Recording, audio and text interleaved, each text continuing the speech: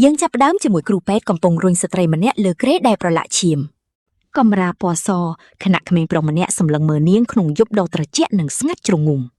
ក្មេងនោះសម្លឹងមើលដៃដ៏ត្រជាក់របស់ស្ត្រីលើក្រេនោះខណៈមានគេនិយាយថារូបភាពដែលម្ដាយរបស់គេត្រូវគេសម្លាប់នៅតែតាមលងបន្លាច់ក្នុងគំនិតកូនប្រុសរបស់នាងមានអារម្មណ៍ថាខ្លួនវង្វេងក្នុងភាពងងឹតគ្មានខ្យល់ដកដង្ហើមគេគិតថាសេចក្តីស្លាប់ជាផ្លូវតែមួយគត់ហើយពេលគេរៀបនឹងចោះចាញ់ក្មេងស្រីម្នាក់ក៏បានសួរថាគេកំពុងធ្វើអ្វីទាំងទឹកភ្នែករួចក្មេងនោះក៏ងាកមើលអ្នកនៅចំពោះមុខដែលប្រៀបដូចជាពន្លឺសង្ឃឹមមួយនៅចុងបំផុតនៃផ្លូវងងឹតអង្គុយលើកៅអីស្លៀកពាក់ស្អាតជាមួយភ្នែកចង់ដឹងគេនិយាយថានាងបានផ្ដល់ភាពកក់ក្ដៅនិងក្តីសង្ឃឹមដល់គេរួចក្មេងស្រីនោះក៏ចាប់កាន់ដៃគេខណៈដៃម្ខាងទៀតកំពុងរាវរករបស់ក្នុងកាបូបពណ៌ខៀវតូចរបស់នាងបានដាក់ស្ករគ្រាប់ស្ទ្រូប៊េរីលើដៃក្មេងប្រុសហើយប្រាប់ថាប្រហែលជាគេកំពុងជួបរឿងអាក្រក់នៅពេលនេះតែជីវិតតែងផ្ដល់ភាពយុត្តិធម៌ដល់មនុស្សគ្រប់គ្នាចុងក្រោយក្មេងស្រីនោះនិយាយទាំងសង្ឃឹមថាម៉ាក់របស់នាងប្រាប់ថាជីវិតដូចជាផ្លែព្រូនវាតែងតែជូរមុនពេលคล้ายជាផ្អែមដែលធ្វើឲ្យក្មេងប្រុសនោះភ្ញាក់ផ្អើលនាងបន្តថាបើគេទ្រាំមួយរយៈទៀតជីវិតនឹងប្រសើរឡើងរួចនាងក៏ក្រោកឈររៀបនឹងចាក់ចេញស្រាប់តែក្មេងប្រុសសួរឈ្មោះនាងទាំងអស់សង្ឃឹមក្មេងស្រីក៏ញញឹមនាងដែលមានស្នាមបូរលើថ្ពាល់បានបកដៃប្រាប់ថាវាជាការសម្ងាត់សិនបើមាននិស្ស័យនឹងជួបគ្នាទៀតថ្ងៃបន្ទាប់គឺជាថ្ងៃដ៏ស្រស់ស្អាតបំផុតពន្លឺបានចាំងចូលការិយាល័យស្ងាត់មួយខណៈបុរសម្នាក់កំពុងបែកញើសចូលខ្លួនដោយសារកម្ដៅពេលកំពុងពិនិត្យឯកសារសិស្សចាស់ទុំជាគ្រូអក្សរសាស្ត្រម្នាក់បាននិយាយថាគាត់មានក្តីរំពឹងខ្ពស់លើសិស្សថ្មីនេះខណៈនាងហុចឲ្យគាត់នៅកូនកន្សែងពណ៌សមួយនាងឈ្មោះលីនវេជាជាសិស្សថ្មីមានស្នាមអំបៅលើថ្ពាល់ដែលលើនេះមានអាយុ17ឆ្នាំបានអរគុណគ្រូហើយនិយាយថានាងនឹងប្រឹងប្រែងបំផុតមិនឲ្យគាត់ខកចិត្តឡើយគ្រូនោះក៏ជូតញើសហើយប្រាប់ថាសាលាធ្លាប់ផ្ដល់ឱកាសផ្សេងៗដល់នាងជាច្រើនដងមកហើយគាត់មានការភ្ញាក់ផ្អើលដែលនាងយល់ព្រមលើកនេះក្មេងស្រីដ៏ស្រស់ស្អាតនោះសម្លឹងទៅបរិះចំណាស់នៅពីមុខដោយកៅភ្នែកពណ៌ទឹកឃ្មុំរបស់នាងរួចនាងប្រាប់ថាលើកនេះនាងមានហេតុផលដើម្បីទទួលយកសំណើរបស់សាលាស្លាកសញ្ញាមួយបង្ហាញពីថ្នាក់ទី3ឆ្នាំទី2ហើយអ្នកដឹងទេថ្នាក់នេះកំពុងវឹកវរខ្លាំងណាស់សិស្សកំពុងលេងនិងជជែកគ្នាស្រាប់តែមានសម្លេងគោះតុឈើដើម្បីទាក់ទាញចំណាប់អារម្មណ៍និងប្រាប់ឲ្យសិស្សទាំងអស់ស្ងាត់រួចលោកគ្រូអក្សរសាស្ត្រនោះបានប្រាប់សិស្សឲ្យស្វាគមន៍មិត្តរួមថ្នាក់ថ្មីដែលនឹងក្លាយជាប្រធានថ្នាក់ថ្មីរបស់ពួកគេភ្លាមនោះក្មេងស្រីសក់វែងស្លៀកឯកសណ្ឋានក៏បានណែនាំខ្លួនថាឈ្មោះលីនវេជាហើយរីករាយណាស់ដែលបានស្គាល់ពួកគេស្រាប់តែក្នុងថ្នាក់ចាប់ផ្ដើមមានសម្លេងខ្សឹបខ្សៀវគ្នាអំពីនាងរួចនាងតូចក៏ងាកទៅសួរគ្រូក្បែរនោះថាតើនាងគួរអង្គុយនៅទីណាគ្រូតបថានាងអាចអង្គុយកន្លែងដែលទំនេរបានស្រាប់តែក្មេងប្រុសម្នាក់លើកដៃឡើងហើយប្រាប់ថាមានកៅអីទំនេរមួយនៅក្បែរគេនេះឯងក៏ហៅនាងឲ្យទៅអង្គុយពួកឯងស្រីយើងក៏ដើរទៅកន្លែងនោះខ្នាក់សិស្សគ្រប់គ្នាសម្លឹងមើលមកនាងបន្ទាប់មកពួកគេក៏បាននិយាយពីក្តីធូរស្រាលដែលនាងមិនបានអង្គុយក្បែរសិស្សម្នាក់ទៀតដែលមិនបានមកចូលរៀនក្នុងពេលនោះនាងក៏បានសម្លឹងមើលតុទទេចំនួន2ដែលនាងកំពុងដើរកាត់សាប់តែនាងឃើញសៀវភៅសរសេរមួយក្បាលនៅលើតុនោះហើយឃើញឈ្មោះដែលសិស្សស្រីបាននិយាយមិញនេះត្រូវបានសរសេរលើសៀវភៅនោះច្បាស់ណាស់បន្ទាប់មកខ្ញុំក៏បានអង្គុយក្បែរក្មេងប្រុសម្នាក់ដែលគេណែនាំខ្លួនថាឈ្មោះនីងហ្គោបន្ទាប់ពីស្គាល់គ្នាខ្ញុំក៏បានសួរបញ្ជាក់ថាតើគេត្រូវបានសាលាជ្រើសរើសឲ្យចូលរៀនដូចខ្ញុំដែរឬអត់គេបានត្រឹមតែងាកមើលខ្ញុំទាំងបញ្ជោះបាញ់រឿងសាលារើសសិស្សខ្លាំងពេកគេថាត្រូវមានបន្ទុកល្អដើម្បីរក្សាស្តង់ដារសាលាទាំងទឹកមុខមើលទៅដូចជាធុញថប់ខ្ញុំគ្រាន់តែងក់ក្បាលតបទាំងមិនខ្វល់ខ្វាយនាឡិកានៅលើជញ្ជាំងបង្ហាញម៉ោង 2:20 នាទីទីបំផុតពេលរសៀលគ្រូក៏បានប្រកាសបញ្ចប់ម៉ោងសិក្សាហើយបានប្រាប់បន្ថែមថាប្រធានថ្នាក់ត្រូវប្រមូលកិច្ចការផ្ទះទាំងអស់ស្បែកជើងសាលាពណ៌ខ្មៅរបស់ខ្ញុំបានដើរតាមច្រករបៀងដ៏ស្ងាត់ជ្រងំខ្ញុំជាសិស្សស្រីសក់ខ្មៅគ្រាន់តែចង់ដើរសម្ដៅទៅច្រករបៀងសាលាដ៏ទទេស្អាតសម្ដៅទៅកាន់បន្ទប់ទឹកស្រីប៉ុន្តែនៅក្នុងនោះមានសិស្សស្រីខ្លះកំពុងត្អូញត្អែររឿងក្មេងប្រុសម្នាក់ដែលអវត្តមានហើយពួកនាងខំតែងខ្លួនយ៉ាងស្អាតសម្រាប់គេពួកនាងសើចក្អាកក្អាយព្រមទាំងនិយាយលេងសើចពីគេឥតឈប់ឈរអំពីក្មេងប្រុសម្នាក់នោះពេលដែលខ្ញុំរុញទ្វារបន្ទប់ទឹកចូលទៅសិស្សស្រីម្នាក់ បានងាកមកញញឹមយ៉ាងរស់រីដាក់ខ្ញុំនាងស្រាប់តែនិយាយប្រាប់ខ្ញុំថានាងគិតថាខ្ញុំកុហកនាងរឿងដែលបានចូលរៀននៅសាលានេះ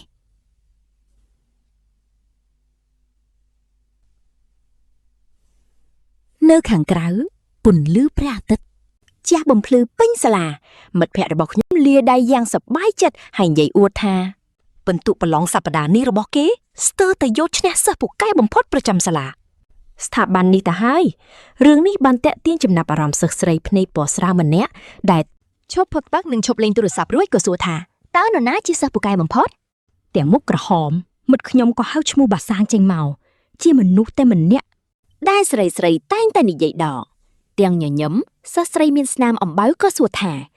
តើគេជាក្មេងប្រុសនៅកន្លែងសង្កេតតារាឬអត់មិត្តរបស់ខ្ញុំក៏បានបញ្យល់ប្រាប់ថាគ្រួសារគេបានបរិច្ចាគអគារពិសោធន៍ដល់ទៅ2ឲ្យស្ថាប័ននេះហើយកន្លែងសង្កេតតារានោះគឺជារបស់គេនាងក៏ងាកមកសួរខ្ញុំថានឹងធ្វើអ្វីបន្តដោយមិនសូវខ្វល់ខ្វាយខ្ញុំជាសិស្សស្រីសក់ខ្មៅក៏ឆ្លើយយ៉ាងសោះអង្អើយថាខ្ញុំនឹងទៅកន្លែងសង្កេតតារាដើម្បីប្រមូលកិច្ចការផ្ទះភាសាចិនរបស់គេយ៉ាងរំភើបមិត្តរបស់ខ្ញុំ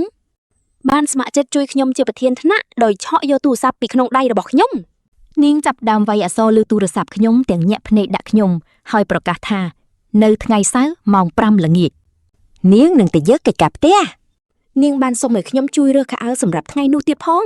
ពេលវេលាកន្លងផុតទៅថ្ងៃសៅរ៍ម៉ោង5ល្ងាចក៏បានមកដល់ខ្ញុំគិតថាសាលាដ៏តឹងរឹងរបស់យើងមិនអនុញ្ញាតឲ្យសិស្សធ្វើការក្រៅម៉ោងនោះទេ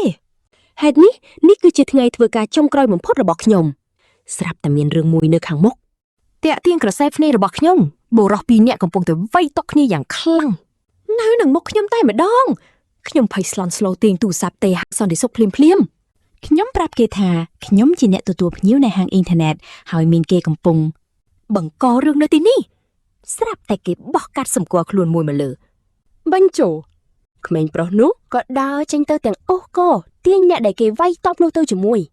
គេស្រីប្រាប់ថាគេនឹងសងថ្លៃខូចខាតទាំងអស់ប៉ុន្តែមានរបស់មួយទាក់ទាញចំណាប់អារម្មណ៍ខ្ញុំសម្លឹងមើលកាតសម្គាល់ខ្លួននៅលើបញ្ជោនោះឈ្មោះនៅលើកាតនោះគឺបានសាងពេលក្រោយមកស្បែកជើងរបស់ខ្ញុំកំពុងរត់កាត់ភ្លៀងតាមដងផ្លូវខ្ញុំកំពុងប្រញាប់ប្រញាល់រត់កាត់ភ្លៀងយ៉ាងខ្លាំងនៅខាងមុខមានគេលុតជង្គង់លើដីក្មេងប្រុសម្នាក់កំពុងអោបជើងមនុស្សនៅពីមុខគេទាំងអង្វរកសុំកុំឲ្យវាយគេមនុស្សនៅពីមុខនោះបដិសេធការអង្វរដោយនិយាយថាទីនេះវាហួសពេលទៅហើយរួចបញ្ជាឲ្យកូនចៅចាប់ផ្ដើមវាយប៉ុន្តែមុនពេលមានរឿងអ្វីកើតឡើងខ្ញុំក៏ស្រែកឡើងសាងគ្រាន់តែងាកមកសម្លឹងមើលខ្ញុំយ៉ាងត្រជាក់ស្រែបពួកយើងមកមើលទាំងអស់គ្នាគាត់លួចមើលនាងសន្សឹមក្មេងស្រីដ៏ស្រស់ស្អាតដែលមានស្នាមរូបមេអំបៅនៅលើថ្ពាល់នាងសម្លឹងមើលគាត់ទាំងអ៊ីនខ្មាស់ក្នុងស្ថានភាពតានតឹងនេះបន្ទាប់មកអតីតក្មេងប្រុសកំព្រានោះក៏ប្រញាប់ចំណាំបានថានាងជាក្មេងស្រីដែលធ្លាប់ជួយគាត់កាលពីមុនដែលឥឡូវធំពេញវ័យទៅហើយអ្នកថា4នាក់បានសម្លឹងមើលទៅអ្នកដែលឈរនៅក្បែរពួកគេយ៉ាងផ្លឹកក្មេងស្រីនោះក៏បាននិយាយឡើងថាក្មេងប្រុសដែលកំពុងលុតជង្គង់ស្ទើរតែត្រូវអ្នកទាំង3វាយទុកសាច់ទៅហើយដែលធ្វើឲ្យប៊ីញញឹមឡើងក្មេងនោះបានចាប់ទាញរបស់ម្យ៉ាងដែលមើលទៅដូចជាដំបងដោយដៃស្ដាំរបស់គាត់ហើយក៏បានលើកវាឡើងទៅដាក់កម្រិតនៅលើស្មារួចប្រាប់ក្មេងប្រុសដែលកំពុងលុតជង្គង់នៅពីមុខគាត់នោះថាមានមនុស្សកំពុងតែជួយអន្តរាគមន៍ឲ្យគេហើយដូច្នេះគេគួរតែយកចិត្តទុកដាក់បន្តិចទៅដោយសេចក្តីភ័យខ្លាចនឹងមានវ៉ែនតាប្រេះក្មេងប្រុសនោះសម្លឹងមើលទៅមនុស្សនៅពីមុខខ្លួនដែលកំពុងយកដំបងមកដាក់លើមុខរបួសរបស់គេព្រមទាំងនិយាយថាគាត់នឹងជួយគេមួយដោយស្នាមញញឹមដ៏ព្រឺព្រួយគាត់បាននិយាយថាការជួយនោះគឺការបន្តវាយក្មេងដែលកំពុងតែលូតជង្គង់នេះប៉ុន្តែស្រាប់តែមានដៃមួយបានចាប់ទាញអាវធំរបស់គាត់ថ្នមហើយក្មេងស្រីនោះបានហៅគាត់ថាមិត្តរួមថ្នាក់សិនម្ដងទៀតមួយសន្ទុះក្រោយមកជាមួយនឹងបារីនៅចន្លោះបបូរមាត់របស់គាត់ក៏សម្លឹងមើលទៅអ្នកដែលកំពុងតែចាប់អាវគាត់សម្លឹងមើលក្មេងស្រីនោះយ៉ាងមុតមាំហើយប្រញាប់ទាញដៃរបស់គាត់ចេញដើម្បីរំដោះខ្លួនពីការចាប់របស់នាងដោយក្តីខឹងសម្បាក្មេងស្រីនោះក៏បានសួរថាហេតុអីបានជាគាត់វាយក្មេងប្រុសដែលនៅលើដីនឹងទោះយ៉ាងណាក៏ដោយក្មេងប្រុសម្នាក់ទៀតដែលមើលទៅស្តៀងនឹងយុវជននោះដែរក៏ចាប់ផ្ដើមមានភាពតានតឹងរួចសួរថាតើនាងកំពុងតែនិយាយអ្វីប៉ុន្តែគាត់ត្រូវបានបញ្ឈប់មិនឲ្យនិយាយបន្តដោយយុវជននោះបន្ទាប់មកគាត់ក៏បានទម្លាក់ដំបងនោះចុះមក ដោយបណ្ដោយឲ្យវាធ្លាក់ចោលទៅលើដីដែលធ្វើឲ្យក្មេងប្រុសដែលនៅតែលូតជង្គង់នៅលើដីភ័យញ័រភ្លាមនោះបានក៏ប្រាប់ក្មេងប្រុសដែលភ័យខ្លាចនោះឲ្យចេញពីទីនោះហើយក្មេងនោះក៏ប្រញាប់រត់ចេញបាត់ទាំងនិយាយអស់គុណគាត់បន្ទាប់មកក្មេងស្រីសក់ខ្មៅនោះក៏សួរដេញដោលពីការពិតដែលថាក្មេងប្រុសនោះមានការណាត់ជួបជាមួយមិត្តរួមថ្នាក់ CR ដើម្បីយកកិច្ចការផ្ទះទៅឲ្យតែបែរជានៅទីនេះទៅវិញអ្នកទាំងអស់គ្នាឃើញទេក្មេងទំនើងយើងគ្រាន់តែដកដង្ហើមធំផ្លុំផ្សែងចេញពីបារីដែលគាត់ទើបតែជក់អស់នៅពេលដែលគាត់បោះបារីនោះចោលទៅគាត់ក៏បានអះអាងថា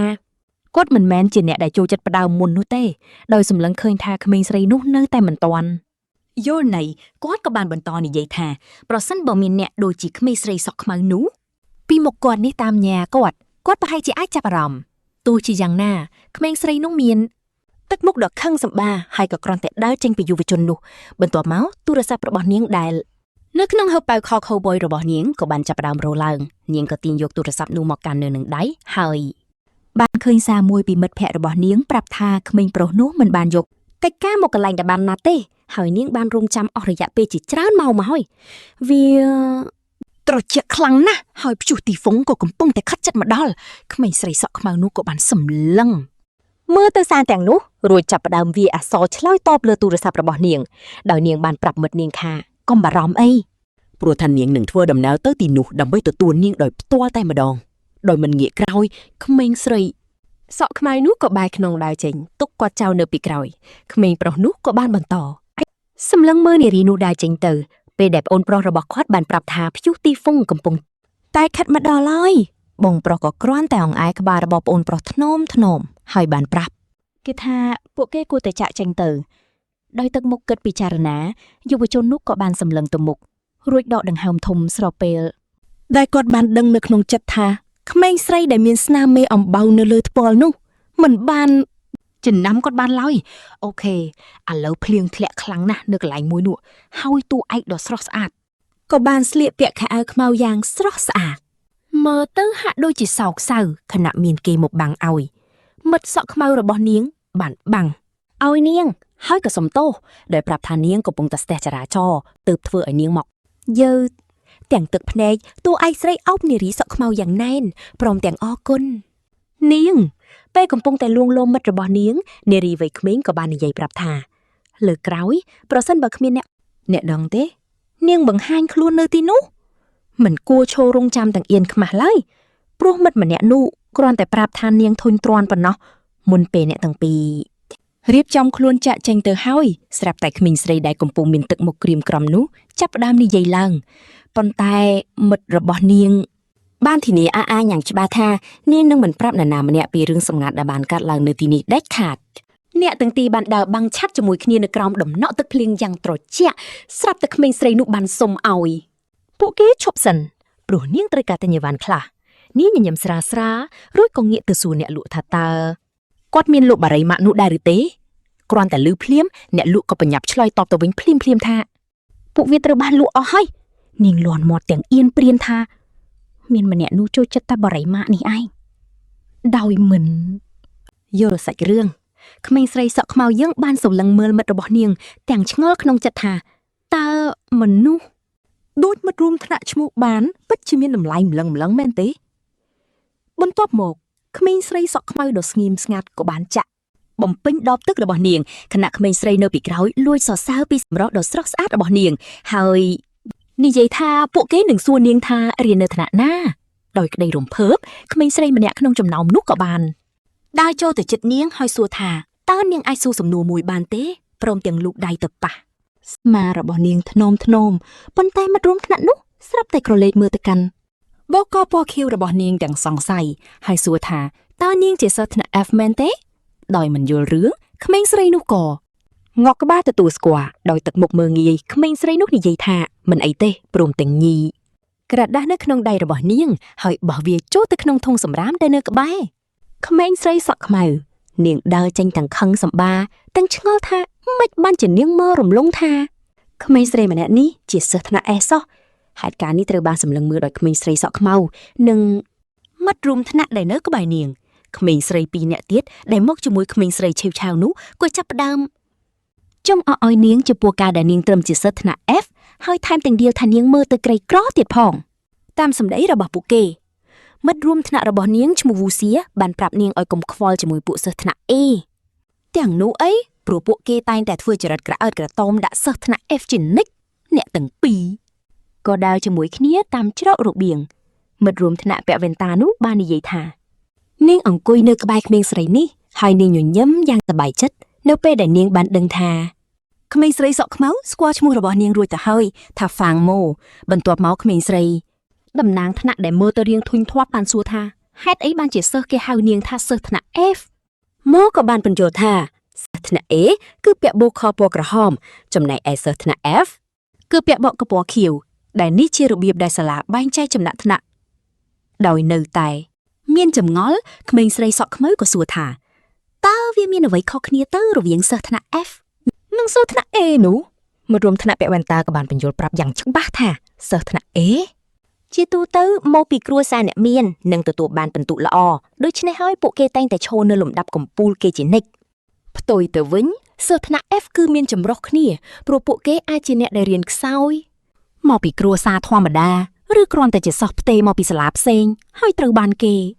ចាត់ទុកថាជាសិស្សអន់និងមធ្យមនិយាយរួមទៅពួកគេគឺជាសិស្សមកពីស្រទាប់វណ្ណៈស្ដាប់ទៅកំសត់ណាស់មែនទេពួកគេនៅសាលាតែមួយប៉ុន្តែសិស្សថ្នាក់ A តែងតែមើងងាយមកលើសិស្សថ្នាក់ F ដែលជាទូទៅជួចិត្តធ្វើមិនដឹងមិនលឺជាមួយសិស្សថ្នាក់ A ស្រាប់តែពេលនោះមិត្តភ័ក្តិត្រកូលអ្នកមានរបស់តួឯកយើងបានស្ទុះមកអោបនាងពីក្រោយហើយនិយាយថានាងបានតាមរកនាងយូរហើយនឹងសៀថាតើពួកគេអាចញ៉ាំអាហារថ្ងៃត្រង់ជាមួយគ្នាបានទេត្រូវគេទាញចេញទៅក្មេងស្រីនោះក៏ប្រាប់ថានាងនឹងទៅខណៈដែលក្មេងស្រីពាក់វ៉ែនតាបានត្រឹមតែជូនពរឲ្យនាងញ៉ាំអាហារឲ្យឆ្ងាញ់អាហារដ្ឋានមើលទៅរៀងស្ងាត់បន្តិចដោយមានសិស្សតែ 2-3 នាក់ប៉ុណ្ណោះហើយ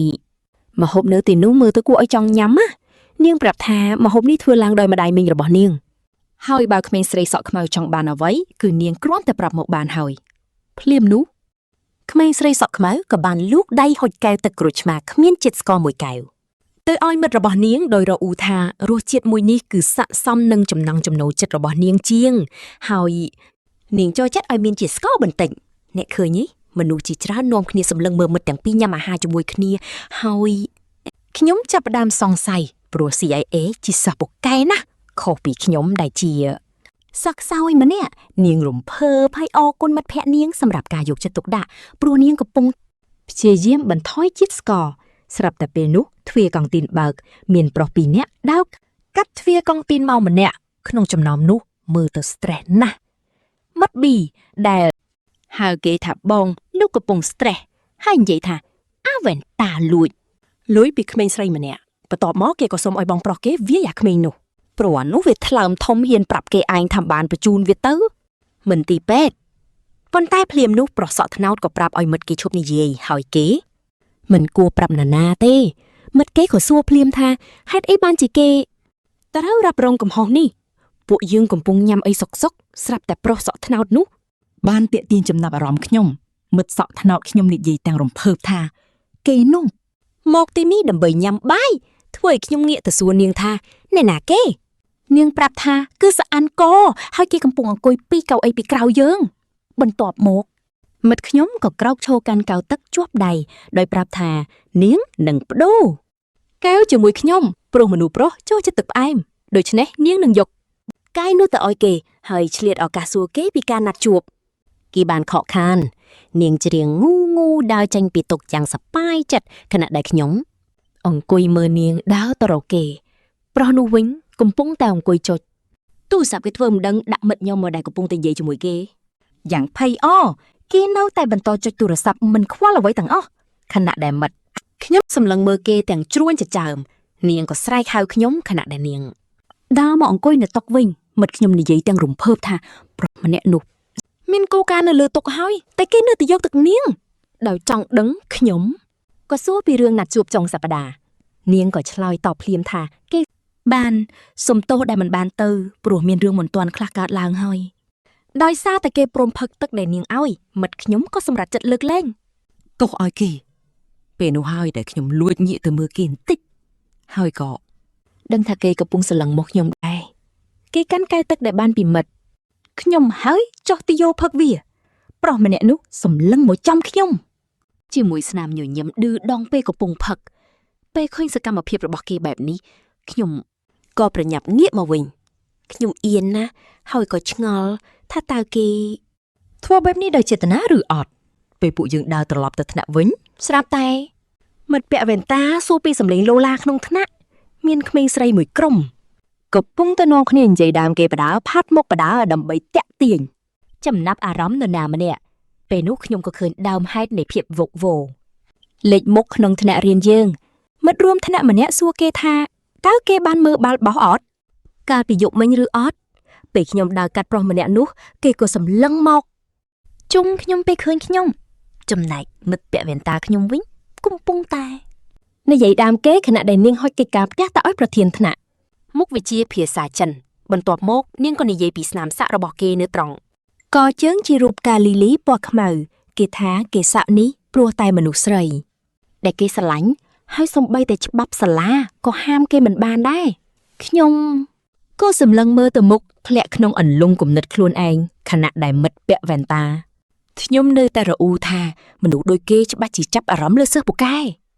ស្រាប់តែផាំងមានគេបោះសុភើលំហាត់មកលើតុខ្ញុំក៏ប្រញាប់ងើបមុខមើលនេះជាមនុស្សនៅចំពោះមុខនាងអ្នកទាំងអស់គ្នាពេលសាងប្រាប់ថានាងគួរតែបញ្ជូនអ្នកណាម្នាក់បើមិនចឹងទេលើកក្រោយវានឹងតាក់ទាញក្រសែភ្នែកនិងសំនួរពីសិស្សពេញមួយថ្នាក់មកលើនាងមករួមថ្នាក់ហាក់ដូចជាភ្ញាក់ផ្អើលជាមួយនឹងការសន្ទនាដ៏ខ្លីរវាងអ្នកទាំងពីរប្រធានថ្នាក់និងក្មេងប្រុសនោះហើយក៏មានចម្ងល់ពីប្រយោគចុងក្រោយរបស់គេដែលនិយាយនោះលីនបានប្រាប់ថាគ្មានអ្វីទេជាមួយនឹងទឹកមុខធន់ធាប់ខណៈដែលក្មេងស្រីសក់ខ្មៅយើងកំពុងគិតក្នុងចិត្តថាក្មេងប្រុសនេះពិតជាគួរឲ្យធុញនឹងក្រអឺតក្រទមខ្លាំងណាស់តាំងពីដើមមកតាំងពីពេលនាងនិយាយជាមួយគេដំបូងបន្ទាប់មកសំឡេងចេញពីឧបករណ៍បំពង់សំឡេងរបស់សាលាក៏បានប្រកាសហៅសិស្សទាំងអស់ឲ្យប្រមូលផ្ដុំគ្នាជាបន្ទាន់នៅឯទីលានធំដើម្បីចូលរួមការប្រជុំលើកទឹកចិត្តសម្រាប់ឈុំមេថ្មីហើយក្រុមប្រឹក្សាសិស្សនឹងចុះត្រួតពិនិត្យយ៉ាងតឹងរឹងដោយមិនឲ្យដឹងមុនអំពីឯកសណ្ឋាននិងអាកប្បកិរិយាក្នុងថ្នាក់ពេលនោះសិស្សទាំងអស់កំពុងនាំគ្នាដើរទៅកាន់ទីលាន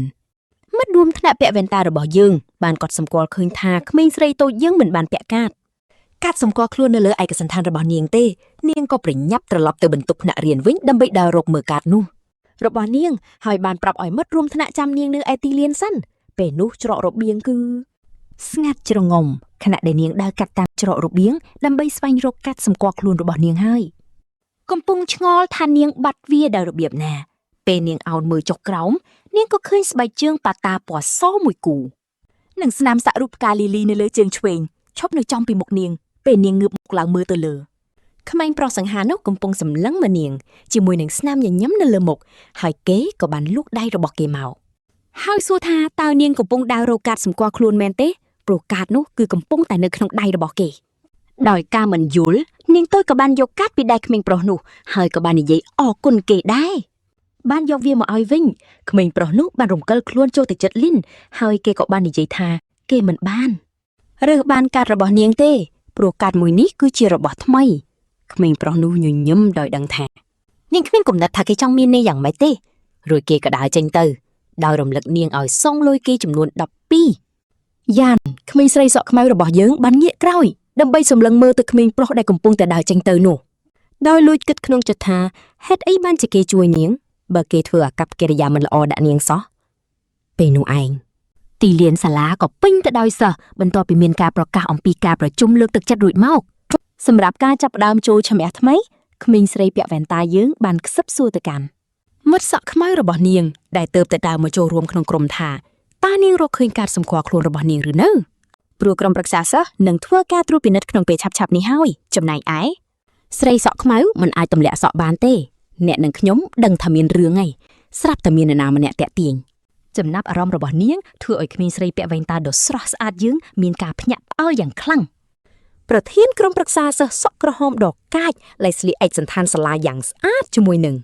ចំណងកក្រហមបានសួរថាតើនាងតូចរបស់យើងបានចងចាំច្បាប់សាលាដែរឬទេហើយថានាងមានពេលតែ1នាទីប៉ុណ្ណោះដើម្បីចងសក់នាងឡើងទោះយ៉ាងណាក៏ដោយសិស្សតូចយើងបានបញ្យល់ថានាងមិនអាចចងសក់របស់នាងបានទេនៅពេលនេះហើយស្ថានភាពរបស់នាងក៏ត្រូវបានបញ្យល់ប្រាប់ទៅគ្រូរបស់នាងរួចហើយមុនពេលចូលរៀននៅសាលានេះដោយការមើលងាយមេខ្លោងសក់ក្រហមសួរថា តើសិស្សថ្នាក់ F កំពុងតែបានចិត្តខ្លួនឯងពេកមែនទេហើយក៏បានសួរថាតើលីនគិតថាសូម្បីតែក្រុមប្រឹក្សាសិស្សក៏មិនអាចគ្រប់គ្រងនាងបានមែនទេប៉ុន្តែនាងក៏ឈប់និយាយរួចសម្លឹងមើលក្មេងស្រីតូចនោះហើយក៏ចាប់ផ្ដើមគិតសង្ស័យលើនាងសម្រាប់ស្ថានភាពនេះបន្ទាប់មកស្រីសក់ក្រហមដ៏ក្រអឺតក្រទាំនោះ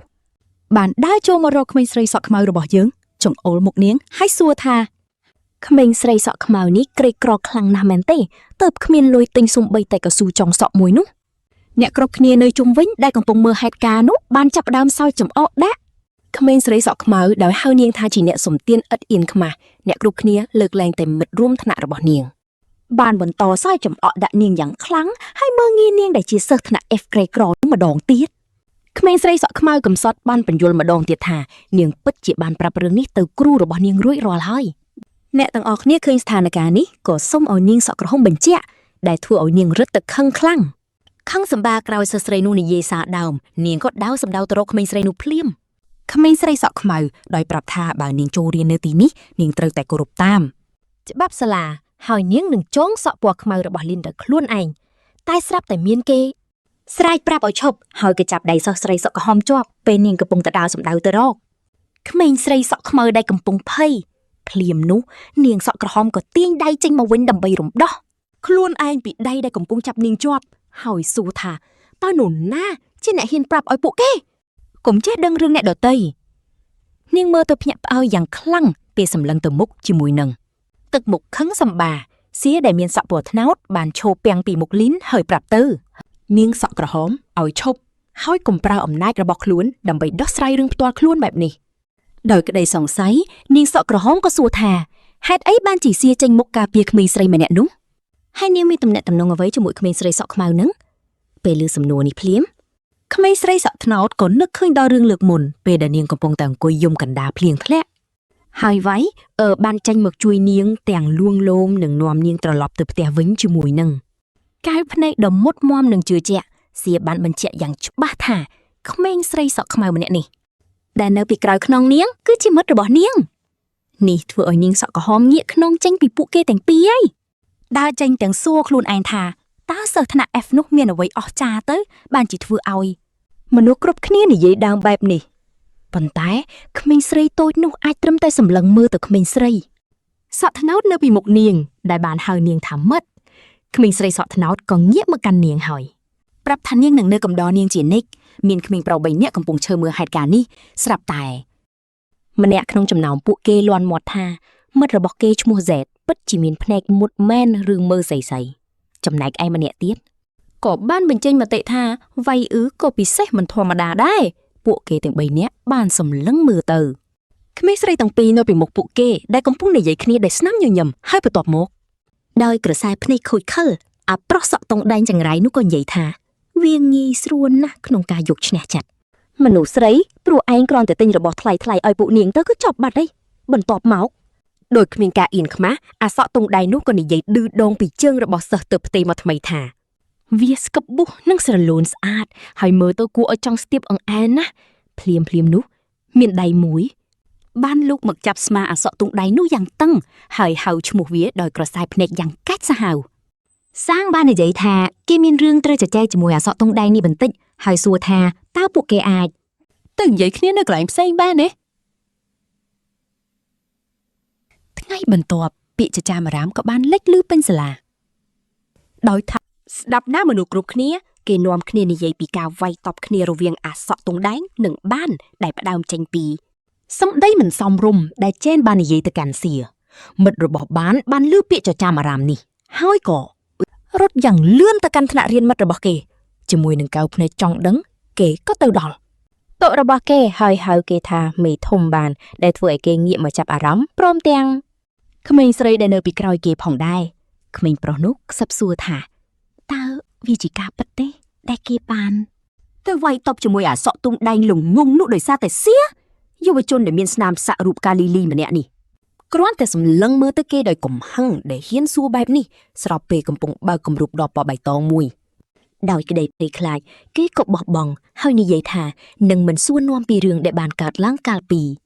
មិនសាមញ្ញទៀតទេក្មេងប្រុសនោះរំកិលខ្លួនទៅចិត្តដើម្បីមើលក្រដាស់នៅលើតុហើយក៏ឃើញ ថាគេប្រឡងបានបន្ទុក98%នេះបានតាក់ទាញចំណាប់អារម្មណ៍របស់លីនខណៈដែលនាងអង្គុយនៅពីក្រោយពួកគេពេលដែលនាងបានឮពីបន្ទុកប្រឡងដ៏ខ្ពស់របស់យុវជនរូបនេះនាងក៏សម្លឹងមើលដោយក្តីចង់ដឹងខណៈមិត្តរបស់បានសួរគេដោយក្តីរំភើបឲ្យគេចែករំលែកពីអត្តកម្បាំងដែលទទួលបានបន្ទុកខ្ពស់បែបនេះបន្ទាប់មកគេគ្រាន់តែបោះប្រអប់ទឹកដោះគោទៅក្នុងដៃរបស់ម្នាក់ដែលទៀបជាងនោះដោយប្រាប់ថាគេគួរតែផឹកទឹកដោះគោឲ្យបានច្រើននេះធ្វើឲ្យមិត្តរបស់គេធុញថប់យ៉ាងខ្លាំងហើយប្រាប់គេកុំឲ្យនិយាយលេងសើចទាំងមុខស្មើបែបនេះរឿងសាមញ្ញសោះតែធ្វើឲ្យតួឯកស្រីសក់ខ្មៅរបស់យើងលួចញញឹមយ៉ាងកក់ក្ដៅអង្គុយពីក្រោយពួកគេនាងពិតជាហួសចិត្តនឹងអស់សំណើចនឹងកាយវិការរបស់អ្នកទាំងពីរខាងមុខណាស់តែស្នាមញញឹមរលុកបាត់ភ្លាមការប្រឡងនៅសាលានេះគឺពិតជាពិបាកកប់សេរីបើសិនជាកន្លោះសង្ហាខាងមុខពិតជាប្រឡងបានពិន្ទុខ្ពស់មែននោះគាត់ប្រកាសជាកំពូឆ្លាតហើយនាងត្រូវតែខំប្រឹងរៀនសាហាវទើបអាចតាមគាត់ទាន់ពេលនោះកំឡោះសង្ហាអ្នកទាំងអស់គ្នាមកនេះទីបំផុតគាត់បើកដបពណ៌បៃតងនោះបានហើយចាក់ទឹកថ្លាចូលទៅក្នុងកែវរបស់គាត់មិត្តភក្តិចិត្តនោះក៏អើតមើលដោយការសង្ស័យរួចសួរថាទិញសូដាមកលាយមែនតែមិនមែនទេកន្លោះរូបសង្ហាយើងចូលចិត្តភេសជ្ជៈប្រៃទៅវិញមិត្តភក្តិគាត់បានត្រឹមសម្លឹងមើលទាំងហួសចិត្តពេលឃើញគាត់រៀបនឹងញ៉ាំភេសជ្ជៈនោះរួចក៏ប្រាប់ថាថ្មីនេះខ្លួនបាយជាចាប់ផ្ដើមចូលចិត្តញ៉ាំរបស់ផ្អែមទៅវិញគ្រាន់តែលឺបែបនេះនារីដែលអង្គុយពីក្រោយគាត់ក៏គាំងថ្មឹងឈប់គិតលំហាត់រូបវិទ្យាភ្លាមតែម្ដងមុខនាងឡើងក្រហមងាំងទម្លាក់បិចចុះនិងបាត់បង់អារម្មណ៍រៀនទាំងស្រុងពិតជាមានមុនស្នេហ៍មែនពេលចេញលេងសិស្សានុសិស្សដើរពេញច្រករបៀងសាលាអំឡុងពេលនោះខណៈដែលលីណននិងលីអូកំពុងជជែកគ្នាតួឯកស្រីសក់ខ្មៅក៏សួរថាតើកូនសិស្សក្រុមប្រឹក្សាដ៏តឹងរឹងនឹងមករករឿងមិត្តរបស់នាងឬអត់នារីសក់ថ្នោតប្រញាប់តបថាមិនបាច់បារម្ភទេព្រោះកូនសិស្សក្រុមប្រឹក្សាមិនហ៊ានដាច់ខាតបន្ទាប់មកនាងក៏សម្លឹងដោយក្តីសង្ស័យរួចសួរតួឯកស្រីយើងថាតើនាងបានកាត់សម្គាល់ខ្លួនមកពីណាពេលឃើញកាត់នោះតួឯកស្រីសក់ខ្មៅក៏សារភាពថានាងរកកាត់ខ្លួនឯងមិនឃើញទេហើយបកអានដែលជាកំឡោះសង្ហាជាអ្នកឲ្យនាងក៏មិនដឹងថាគាត់បានវាមកពីណាដែរគ្រាន់តែឮភ្លាមនារីសក់ថ្នោតក៏ញញឹមឡើងនាងប្រាប់ថាគាត់ពិតជាចិត្តល្អណាស់ទោះបីជាចូលប្រឡូកក្នុងពិភពជំនួញតាំងពីក្មេងរកលុយបានច្រើនសាហាវហើយថែមទាំងជាអ្នករចនានេះមិនសញ្ញាឯកសារសាលាទៀតនាងពិតជាកោតសរសើរគាត់ណាស់ហើយបន្ថែមថាគ្រួសារគាត់មានលុយវ៉ាលៀនដូច្នេះគាត់ធ្វើរឿងទាំងនេះច្បាស់ជាមិនមែនព្រោះតែលុយឡើយតួឯកស្រីញញឹមនាងដឹងច្បាស់ថារាល់ពេលដែលកំឡោះនោះធ្វើឲ្យមិត្តនាងភ្ញាក់ផ្អើលមិត្តនាងកាន់តែលងស្នេហ៍ដកចិត្តមិនរួចម្យ៉ាងទៀតតួឯកស្រីយើងទើបតែដឹងថារឿងដែលគាត់ធ្វើការពីម្សិលមិញគឺដើម្បីការពារនារីសក់ថ្នោតសោះនាងចាប់ផ្ដើមអៀនឲ្យប្រាប់មិត្តកុំឲ្យនិយាយលេងសើចទៀតតែនារីសក់ថ្នោតអៀនមុខក្រហមរួចសារភាពថាខ្លួនឯងបានលួចចូលចិត្តសាហានកូយូមកហើយនាងនៅតែបន្តនិយាយពីភាពអស្ចារ្យរបស់គាត់និងការចូលចិត្តយ៉ាងខ្លាំងទៅលើតារារូបវិទ្យាមានពេលមួយគាត់ហ៊ានចំណាយពេលដល់ទៅ2ខែឯកន្លែងសង្កេតតារា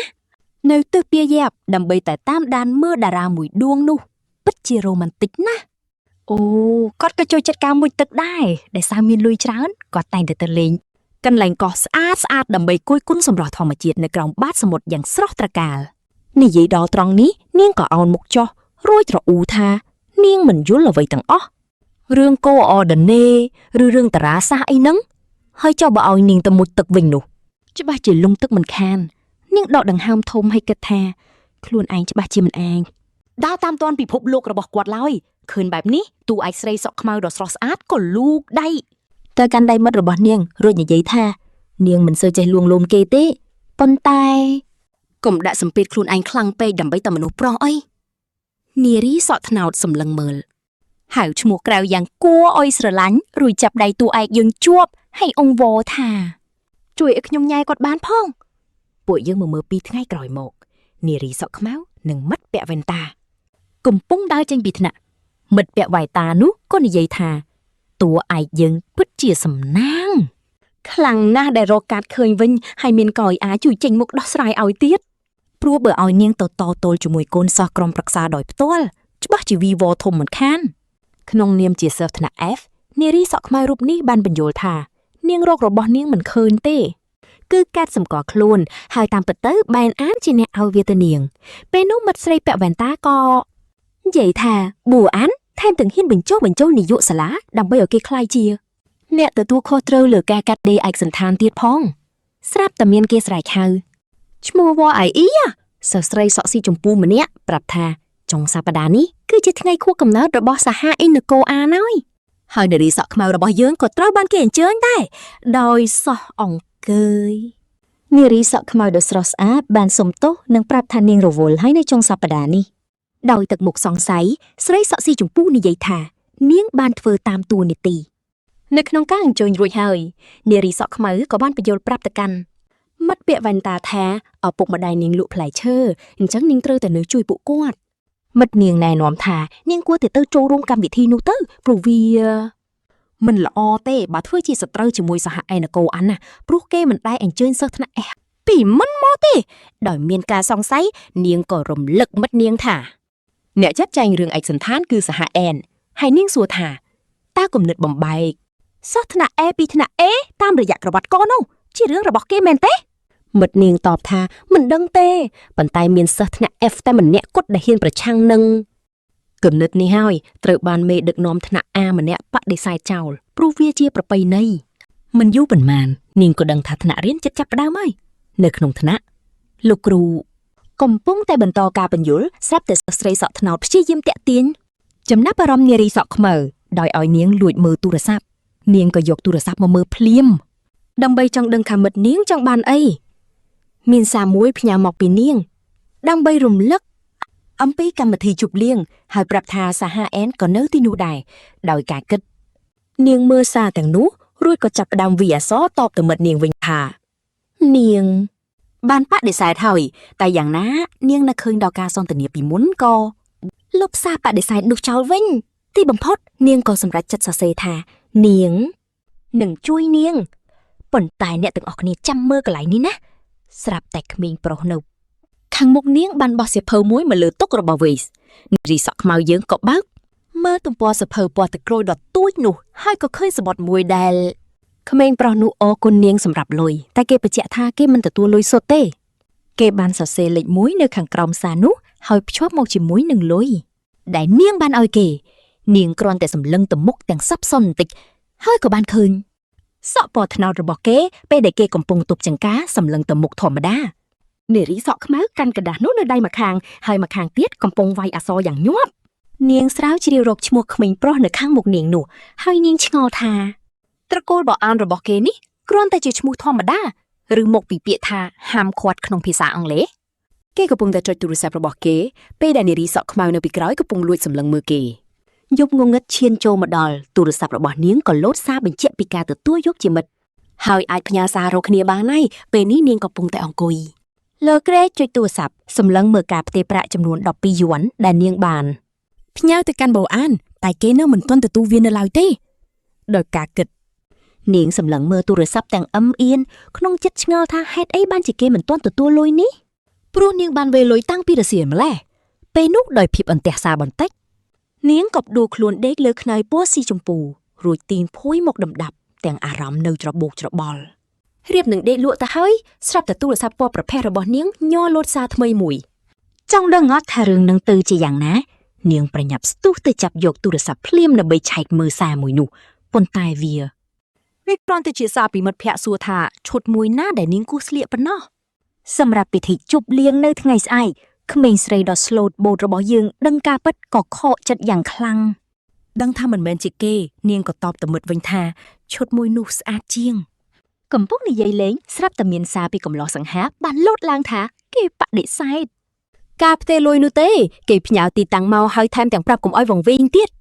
ថ្ងៃបន្ទាប់កំពុងធ្វើដំណើរនាងអានសារនោះហើយប្រញាប់ទាញភួយលាក់មុខភ្លាមទាំងអៀនខ្មាស់ទោះបីជាពួកគេគ្រាន់តែតាក់ទងគ្នាតាមរយៈសារអក្សរក៏ដោយចុះទាំងអៀនទាំងឆ្ងល់ក្មេងស្រីដ៏ស្លូតបូតបានសម្លឹងមើលអ្វីដែលនៅពីមុខនាងឆ្ងល់ថាតើគេដឹងថានាងទៅជប់លៀងបានយ៉ាងម៉េចហើយហេតុអ្វីគេមិនយកលុយនោះតែនាងប្រាប់ខ្លួនឯងថាមិនចង់ដឹងរឿងគេទេនៅរសៀលថ្ងៃបន្ទាប់ក្មេងស្រីសក់ខ្មៅដ៏ស្លូតនេះបានមកឈប់នៅចំណុចឡានក្រុងមួយ នាងចុចទូរស័ព្ទដើម្បីប្រាប់ស៊ីឲ្យដឹងថានាងបានមកដល់ជើងភ្នំរួចរាល់ហើយក្នុងឈុតខោខៅបយនិងអាវពណ៌ក្រែមនាងកំពុងវាយអក្សរយ៉ាងលឿនស្លេវប្រាប់ទៅកាន់មិត្តភក្តិនាងថានាងពិតជាមិនដឹងផ្លូវចូលទៅកាន់ទីតាំងនោះទេព្រោះនាងជាមនុស្សវង្វេងផ្លូវខ្លាំងទើបសួរថាតើមិត្តភក្តិនាងអាចចេញមកទទួលនាងបានឬទេប៉ុន្តែព្រះអាទិត្យចាប់ផ្ដើមលិចបាត់ទៅហើយនាងអង្គុយនៅលើកៅអីចំណតឡានក្រុងទាំងងងឹតនាងខលទៅមិត្តភក្តិសួរថាបានឃើញសារទេពេលនោះមិត្តភក្តិនៅម្ខាងទៀតក៏បានសួរបកវិញថាតើ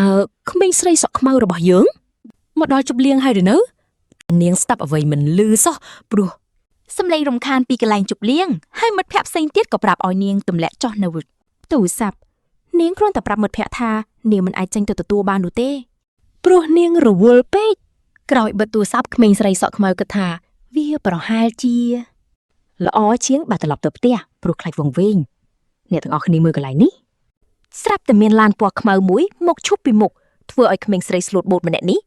ភ្ញាក់ផ្អើលយ៉ាងខ្លាំងកញ្ចក់ឡានខាងក្រោយក៏បានបើកចុះយឺតបង្ហាញ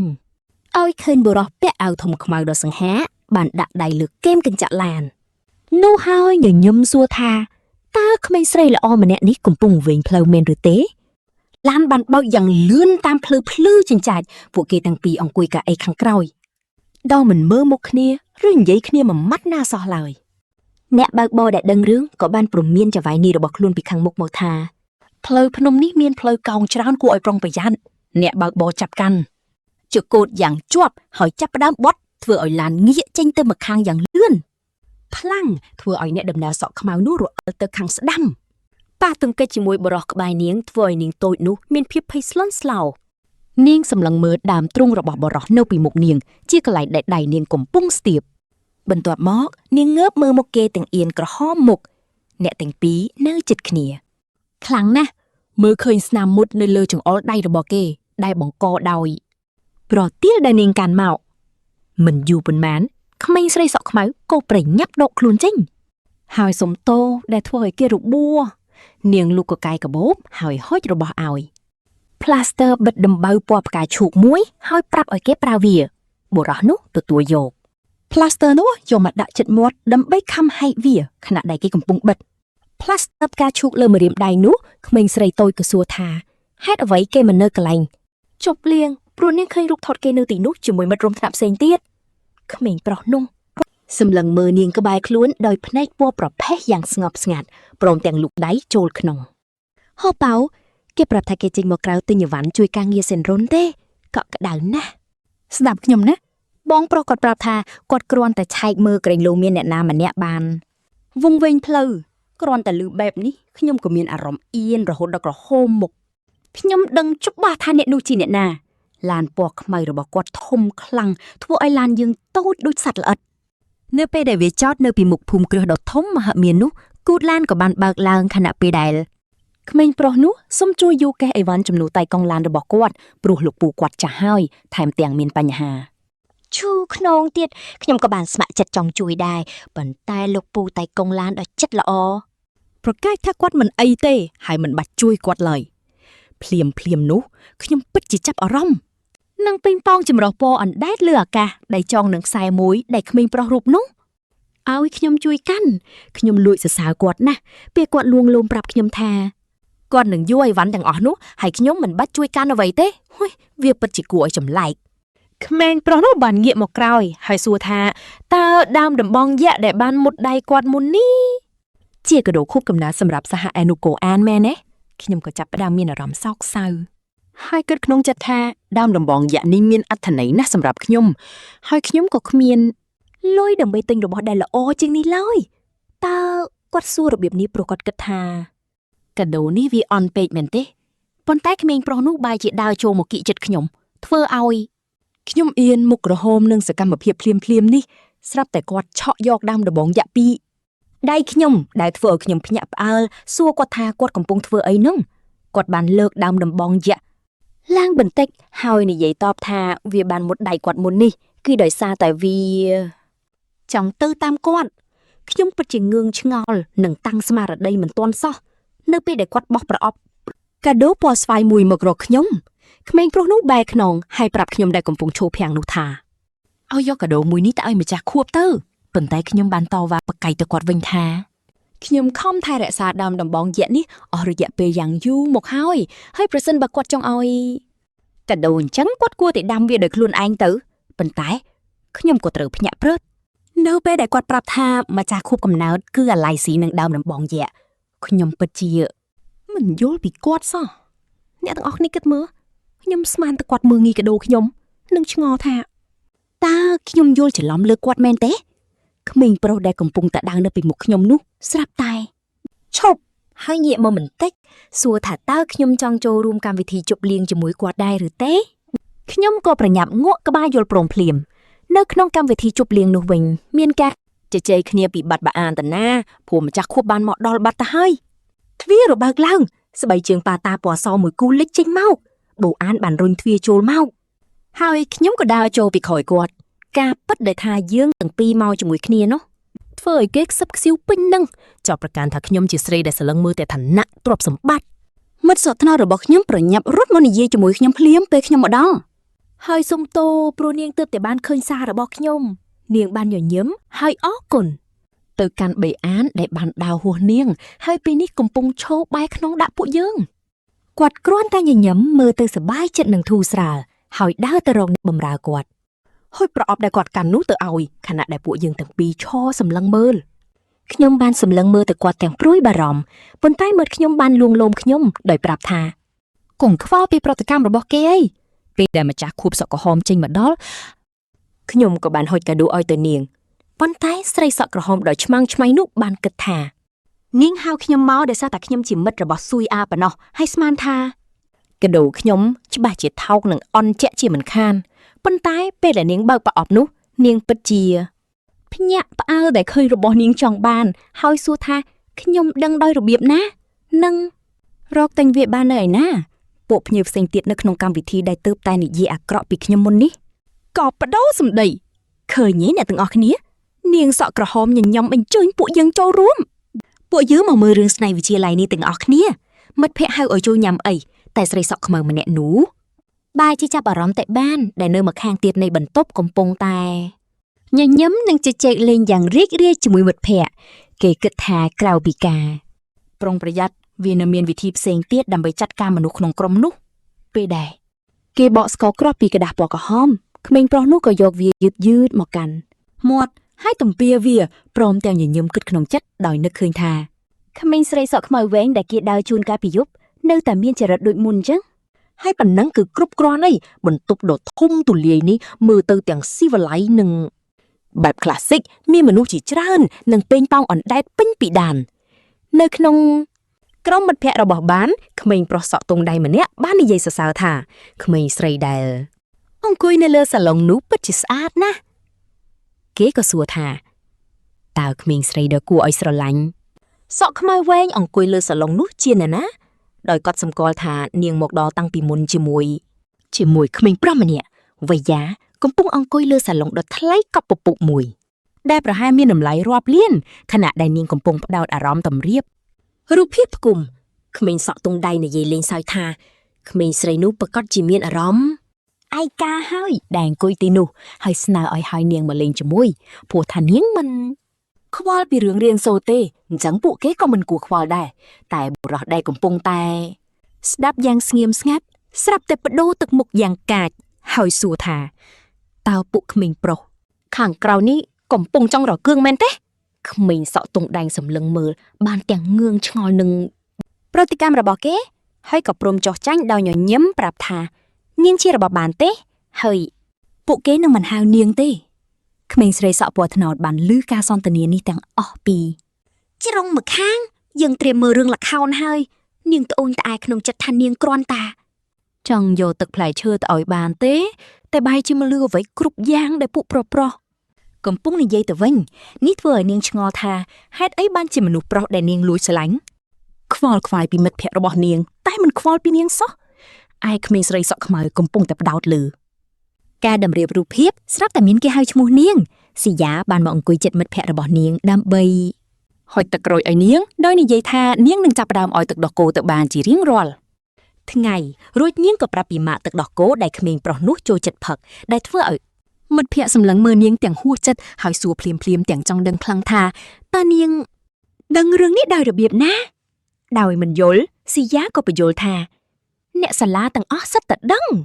ថាក្មេងប្រុសអ្នកមាននោះចូលចិត្តផឹកដោះគោហើយម្យ៉ាងទៀតនាងតែងតែអង្គុយក្រោយគេរាល់ថ្ងៃក្នុងថ្នាក់រៀនស៊ីយ៉ាញញឹមយល់ព្រមខណៈគិតថានាងប្រហែលជាគិតច្រើនពេកហើយប៉ុន្តែស្រាប់តែមានរឿងមួយតាក់ទាញអារម្មណ៍ពួកគេទាំងពីរពេលងាកទៅមើលឃើញក្មេងស្រីម្នាក់កំពុងកាន់ប្រអប់តូចមួយខណៈត្រូវហ៊ុំព័ទ្ធដោយពួកក្មេងប្រុសដែលនាងកំពុងអង្វរពួកគេកុំឲ្យធ្វើរឿងដែលគេបំរុងនឹងធ្វើនោះអីក្មេងសក់ទងដែងដល់ក្រអឺតក្រទុំសួរថាហេតុអីនាងលាក់នំខណៈដែលពួកគេក៏ចង់ញ៉ាំវាខ្លះដែរហើយក៏លោកដៃទៅឆក់យកប្រអប់ពីនាងក្មេងស្រីនោះញ័រខ្លួនដោយក្តីភ័យខ្លាចបំផុតខណៈដែលនាងអោបប្រអប់នំជាប់នឹងទ្រូងហើយអោនមុខចុះប៉ុន្តែស្រាប់តែមានក្មេងប្រុសម្នាក់នៅពីក្រោយបានទាត់ខ្នងនាងមួយជើងហើយប្រាប់ឲ្យនាងឆ្លើយតបទៅក្មេងសក់ទងដែងព្រោះគេបានសួរនាងរួចហើយក្មេងស្រីនោះបានដួលនៅក្រោមជើងក្មេងសក់ទងដែងដែលរអ៊ូទាន់ថានាងស្ទើរតែដួលលើគេទៅហើយក្មេងស្រីសក់ខៀវញ័រខ្លួននៅលើកម្រាលស្របពេលដែលពួកក្មេងប្រុសកំពុងសើចចំអកនិងឌឺដងឲ្យនាងភ្លាមនោះស្រាប់តែក្មេងស្រីសក់ខ្មៅបានលិចមុខនៅចុងច្រករបៀងហើយតក់ស្លុតយ៉ាងខ្លាំងនឹងទិដ្ឋភាពនេះដោយក្តីខឹងសម្បានាងដើរសម្ដៅទៅរកពួកគេដោយគិតថាពួកក្មេងប្រុសទាំងនោះជាមនុស្សព្រៃផ្សៃនឹងល្ងងខ្លៅប៉ុន្តែស្រាប់តែមានដៃដ៏ស្លេកស្លាំងដែលមានបិទផ្លាស្ទ័រពណ៌ផ្កាឈូកលើមេដៃបានចាប់ដៃនាងជាប់ចាំមើលទាំងអស់គ្នាថានឹងមានរឿងអ្វីកើតឡើងបន្តខ្ញុំដើរទៅរកបញ្ហានោះតែស្រាប់តែគេទាញខ្ញុំទៅម្ខាងទៀតហើយរុញបដ ாய் ខ្ញុំផ្ទប់នឹងជញ្ជាំងទាំងនៅកាន់ដៃខ្ញុំជាប់ខ្ញុំខឹងខ្លាំងណាស់ក៏ស្រែកសួរថាគេគិតថាខ្លួនឯងជាអ្នកណាទៅហ៊ានធ្វើបែបនេះមុនពេលខ្ញុំដឹងច្បាស់ថាអ្នកណានៅចំពោះមុខគឺបានគេលេងដៃខ្ញុំហើយប្រាប់ថាគឺគេទាំងដៃម្ខាងទៀតកំពុងតែកាន់បារីបន្ទាប់មកយើងទៅពីរក៏ងាកមើលទៅក្រោយហើយគេប្រាប់ឲ្យខ្ញុំស្ងប់ស្ងាត់ហើយរងចាំបន្តិចសិនពួកក្មេងប្រុសចង្រៃនោះនៅតែបន្តធ្វើបាបក្មេងស្រីដែលអង្គុយលើឥដ្ឋខណៈអាសក់ទងដែងចរិតក្រអឺតកតោមនោះស្រែកថានំនេះអន់ណាស់ហើយសួរថានាងមានមុខយកវាមកកន្លែងបែបនេះបានយ៉ាងម៉េចទីកន្លែងនេះស្បែកជើងប៉ាតាពណ៌សបានជន់កំតិចនំលើឥដ្ឋអាសក់ទងដែងព្រៃផ្សៃនោះ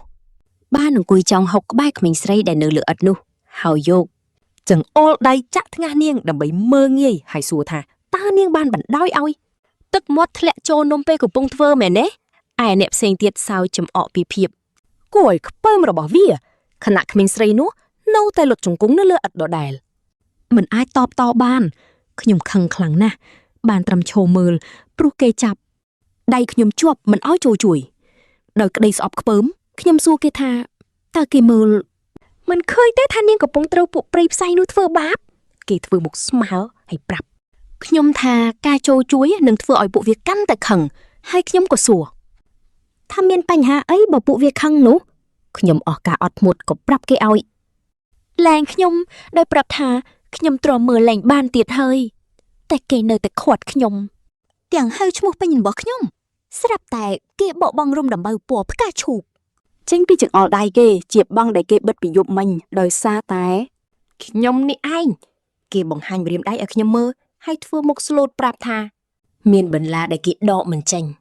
ខ្ញុំព្យាយាមប្រកែកតែគេគ្រាន់តែសម្លឹងចូលក្នុងភ្នែកខ្ញុំទាំងបង្ហាញម្រាមដៃនោះហើយប្រាប់ថាបើខ្ញុំយកវាចេញគេនឹងលែងខ្ញុំឲ្យទៅខ្ញុំក៏សម្លឹងមើលម្រាមដៃដែលមានស្នាមមុតក្រហមតូចនោះទាំងទឹកមុខស្ទាក់ស្ទើរនិងខឹងសម្បាខ្ញុំក៏ចាប់កាន់ដៃគេហើយប្រាប់ឲ្យគេរក្សាពាក្យសន្យាពីខ្ញុំដកបន្លៃចេញបានបញ្យល់ថាក្នុងស្ថានភាពបែបនេះបើយើងកាន់តែចូលជួយពួកក្មេងប្រុសនោះនឹងកាន់តែធ្វើបាបនាងគេធានាជាមួយខ្ញុំថានឹងមានអ្នកផ្សេងចូលមកជួយហើយនោះហើយជាមូលហេតុដែលគេខាត់ខ្ញុំបានត្រឹមសម្លឹងមើលទៅម្រាមដៃរងរបួសនោះហាក់ដូចជាកំពុងគិតតែទឹកមុខនៅតែខឹងដដែលបន្ទាប់មកខ្ញុំក៏សួរគេថាអ្វីដែលគេនិយាយមែនឬអត់ពេលលែងដៃគេហើយខ្ញុំក៏សួរថាតើវាខុសគ្នាយ៉ាងម៉េចរវាងអ្នកដែលឈរមើលគេធ្វើបាបដោយមិនធ្វើអ្វីសោះនិងអ្នកដែលកំពុងធ្វើបាបនោះស្រាប់តែមានគេស្រែកហៅឈ្មោះមួយទាញចំណាប់អារម្មណ៍ខ្ញុំឲ្យងាកទៅមើលស្ថានភាពនៅចំពោះមុខវិញខ្ញុំបានឃើញក្មេងស្រីសក់ក្រហមម្ចាស់ខួបកំណើតចេញមុខមកការពារនាងដោយនិយាយថានាងបានហៅ មិត្តនាងឲ្យមកជួយហើយសួរថាហេតុអីបានជាពួកគេធ្វើបាបនាងមើលពីចម្ងាយខ្ញុំបានដកដង្ហើមធូរទ្រូងដោយគិតថាមានសិនរានៅទីនោះក្មេងស្រីនោះនឹងមានសុវត្ថិភាពហើយខ្ញុំឆ្ងល់ថាការមកដល់តាន់ពេលនេះគ្រាន់តែជាការចៃដន្យឬខ្ញុំរៀបនឹងដាវចេញទៅហើយស្រាប់តែត្រូវចាប់ដៃម្ដងទៀតដោយក្មេងប្រុសពីក្រោយខ្ញុំដែលប្រាប់ឲ្យខ្ញុំរងចាំសិនគេទាញខ្ញុំទៅចិត្តហើយនិយាយថាបញ្ហាត្រូវបានដោះស្រាយរួចរាល់ហើយដោយទាមទារការយកចិត្តទុកដាក់ខ្ញុំក៏តបទៅវិញថាខ្ញុំបានដកបន្លាស់ចេញពីដៃគេរួចហើយបន្ទាប់មកគេក៏ចង្អុលទៅម្រាមដៃគេហើយនិយាយចំអកថាខ្ញុំនៅមិនទាន់បានបិទបង់រុំដំបៅឲ្យគេនៅឡើយទេខ្ញុំហួសចិត្តដកដង្ហើមធំហើយក៏បិទបង់នៅលើចង្អុលដៃគេតែម្ដងទៅនាងសក់ខ្មៅងាកក្រោយដើរចេញទៅបាត់ដោយរំលឹកក្មេងប្រុសនោះថាគេបានសន្យារួចហើយនាងអាចទៅបានពេលរួចរាល់ដូច្នេះនាងក៏ចាក់ចេញទៅខណៈដែលគេបានត្រឹមតែឈរមើលនាងយ៉ាងស្ងៀមស្ងាត់ពេលមើលនាងដើរចេញទៅក្មេងប្រុសសក់ខ្មៅនោះក៏និយាយឡើងទាំងអារម្មណ៍ស្មុគស្មាញថានាងនិយាយត្រូវគឺគ្មានអ្វីខុសគ្នាទេរវាងគេនិងក្មេងប្រុសកាចសាហាវទាំងនោះដែលបានធ្វើបាបក្មេងស្រីនោះសម្ដីនេះធ្វើឲ្យនាងសក់ខ្មៅឈប់ដើរភ្លាមដោយមិនបានងាកក្រោយមកមើលក្មេងប្រុសសក់ខ្មៅនោះឡើយគេឈរគិតយ៉ាងយូររួចសម្លឹងមើលទៅម្រាមដៃដែលរងរបួសរបស់គេដោយប្រាប់ថាដោយសារតែរបួសនេះនាងត្រូវតែទម្លាប់ជាមួយគេណយមកជួបនាងញឹកញាប់លើបែបនេះនាងក៏អស់ការអត់ធ្មត់ហើយដើរចេញទៅទាំងខឹងខណៈដែរគេកំពុងឈរផ្អែកអញ្ចាំងពីក្រោយយ៉ាងលយចំណែកឯក្មេងទំនើងទាំងនោះវិញបាននិយាយថាវាគ្រាន់តែជារឿងលេងសើចប៉ុណ្ណោះប៉ុន្តែនាងសក់ក្រហមបានតបទៅវិញយ៉ាងម៉ឺងម៉ាត់ថាវាមិនមែនជាការលេងសើចទេរួចក៏ដេញពួកគេចេញពីកម្មវិធីជប់លៀងក្មេងកំហូចនោះសម្លឹងមើលមកក្រោយទាំងគំនុំហើយក្មេងស្រីនៅលើឥដ្ឋនោះថាស្រកាត្រីដោយប្រាប់ថានាងពិតជាសំណាងណាស់សម្រាប់លើកនេះប៉ុន្តែលើកក្រោយគេច្បាស់ជានឹងធ្វើអ្វីដែលគួរឲ្យចាប់អារម្មណ៍ជាងនេះបន្ទាប់មកមានដៃមួយលូកចុះមកក្រោមដើម្បីរើសកំទេចនំខូឃីដែលបានធ្លាក់នៅលើឥដ្ឋក្មេងស្រីដែលមានភ្នែកពណ៌បៃតងដ៏ស្រស់ស្អាតនោះចាប់ដើមយំយ៉ាងកំសត់ខណៈដែលនាងកំពុងកាន់កំទេចនំខូឃីមួយដុំដែលបានធ្លាក់រាយប៉ាយនៅលើឥដ្ឋនោះភ្លាមនោះក៏មានអ្នកលូកដៃទៅកាន់ក្មេងស្រីដែលកំពុងអង្គុយនៅលើឥដ្ឋនោះដោយប្រាប់នាងកុំឲ្យខ្លាចអីព្រោះពួកក្មេងទំនើងទាំងនោះបានចេញទៅបាត់អស់ហើយជាមួយនឹងទឹកភ្នែករលីងរលោងនៅក្នុងភ្នែករបស់នាងក្មេងស្រីនោះងើបមកសម្លឹងមើលទៅអ្នកដែលនៅពីមុខនាងពេលនោះនាងសក់ខ្មៅក៏បានសួរថា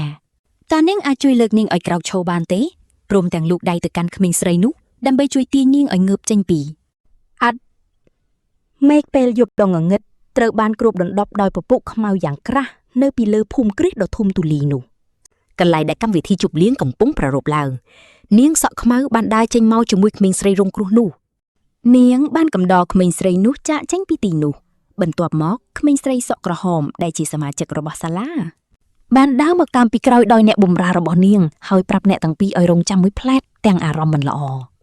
នាងសក់ក្រហមបានសុំទោសចំពោះរឿងដែលបានកើតឡើងដោយពន្យល់ថានាងគឺជាអ្នកដែលបានអញ្ជើញពួកក្មេងទំនើងនោះមកកម្មវិធីហើយនាងពិតជាមិននឹកស្មានថាពួកគេកាចសាហាវបែបនេះទាល់តែសោះនាងក៏បានហុចថង់មួយដែលមានរបស់នៅខាងក្នុងទៅឲ្យក្មេងស្រីនោះដើម្បីជាការសុំទោសចេញពីចិត្តយ៉ាងស្មោះត្រង់វាយាបានទទួលយកកាដូនោះយ៉ាងរាក់ទាក់ហើយនិយាយអរគុណនាងចំណែកឯក្មេងស្រីដែលនៅក្បែរនោះវិញមើលទៅហាក់ដូចជានៅភ័យខ្លាចនឹងសោកសៅខ្លាំងណាស់បន្ទាប់មកនាងសក់ក្រហមបាននិយាយថាវាមិនមានសុវត្ថិភាពទេក្នុងការទៅផ្ទះនៅម៉ោងនេះដោយផ្ដល់ជូនអ្នកបើកបររបស់នាងឲ្យជូនពួកគេទៅផ្ទះប៉ុន្តែលីនបានបដិសេធចំពោះការផ្ដល់ជូននេះដោយប្រាប់ថានាងមិនចង់រំខានឲ្យក្លាយជាបន្ទុករបស់ពួកគេឡើយមេឃនៅតែមានពណ៌ខៀវងងឹតតែស្រស់ស្អាតនិងភ្លឺថ្លាដោយមានព្រះច័ន្ទនិងដួងផ្កាយរះយ៉ាងចែងចាំងនៅពីលើមនុស្សម្នាកំពុងលេងបៀបណ្ដើពិភាក្សាគ្នាពីការភ្នាល់និងប្រាក់ថ្លៃសិក្សារបស់កូនបណ្ដើពេលនោះបរិសម្នាក់បាននិយាយរៀបរាប់ថាគាត់បានចុះឈ្មោះកូនស្រីរបស់គាត់ឲ្យចូលរៀននៅសាលាលំដាប់កំពូលដើម្បីឲ្យនាងបានស្គាល់អ្នកមានបុរសទាំងនោះកំពុងលេងល្បែងនៅក្នុងផ្លូវលំដងងត់មួយទាំងសើចសប្បាយនិងនិយាយគ្នាពីការលេងរបស់ពួកគេបន្ទាប់មកមានឡានពណ៌ខ្មៅមួយគ្រឿងបានមកឈប់នៅខាងមុខផ្លូវលំនោះហើយអ្នកបើកបរបានប្រាប់ទៅនាងថាគាត់អាចជូននាងមកត្រឹមតែទីនេះប៉ុណ្ណោះព្រោះផ្លូវនៅខាងមុខតូចចង្អៀតខ្លាំងពេកឡានមិនអាចបើកឆ្លងកាត់បានឡើយនៅខាងក្នុងឡានក្មេងស្រីវ័យក្មេង សក់ខ្មៅនោះបានហុចថងមួយទៅឲ្យក្មេងស្រីរងគ្រោះហើយប្រាប់នាងថានៅក្នុងនោះមានថ្នាំដែលគេបានឲ្យនាងសម្រាប់លាបរបួសដោយប្រាប់ឲ្យនាងលាបវាឲ្យបានត្រឹមត្រូវនៅពេលដែលនាងទៅដល់ផ្ទះជាថ្មីម្ដងទៀតលីនបានព្យាយាមជួយក្មេងស្រីនោះដោយប្រាប់នាងថាផ្លូវនៅខាងមុខគឺងងឹតខ្លាំងណាស់ហើយនាងចង់ជួលនាងទៅផ្ទះប៉ុន្តែក្មេងស្រីនោះបានត្រឹមនិយាយអរគុណនាងរួចក៏បានបដិសេធមិនឲ្យជូនទេពេលនោះនាងក៏បានដើរចុះចេញពីឡានពណ៌ខ្មៅនោះក្មេងស្រីតូចនោះបានដើរចេញពីឡានដោយមានកាន់ថង់នោះនៅក្នុងដៃខណៈដែលនាងសក់ខ្មៅនៅក្នុងឡានបានត្រឹមតែសម្លឹងមើលនាងពីក្រោយបន្ទាប់មកនាងក៏ដើរសម្ដៅទៅផ្លូវលំដ៏ងងឹតដែលមានបុរសជាច្រើនកំពុងជួបជុំគ្នាទាំងអារម្មណ៍សោកសៅក្មេងស្រីដែលមានស្នាមអំពៅបំបែកនោះងឿងឆ្ងល់ថាតើហេតុអីបានជានាងល្អចំពោះនាងម៉េះអ្នកទាំងអស់គ្នាឃើញទេគេមើលងាយនាងហើយគិតថាមកពីនាងជាសះខ្សោយប៉ុន្តែរឿងសះល្អឬខ្សោយគ្រាន់តែជាលេសសម្រាប់ពួកគេធ្វើបាបទេអ្នកផ្សេងទៀតដោយទឹកមុខខឹងសម្បានាងទូចបានបញ្ជាក់ថាពេលនេះនាងរៀននៅសាលាអ៊ិចនាងមិនអាចគ្រាន់តែឈរមើលហើយមិនធ្វើអ្វីសោះឡើយបន្ទាប់មកនាងនឹកឃើញពាក្យសម្ដីអាក្រក់ថានាងពិការហើយនាងលឺពួកគេព្រោះត្រចៀកនាងមានបញ្ហាកាលពីក្មេងនាងបានលុតជង្គង់លើដីយកដៃខ្ទប់ត្រចៀកឆ្វេងអង្វរឲ្យពួក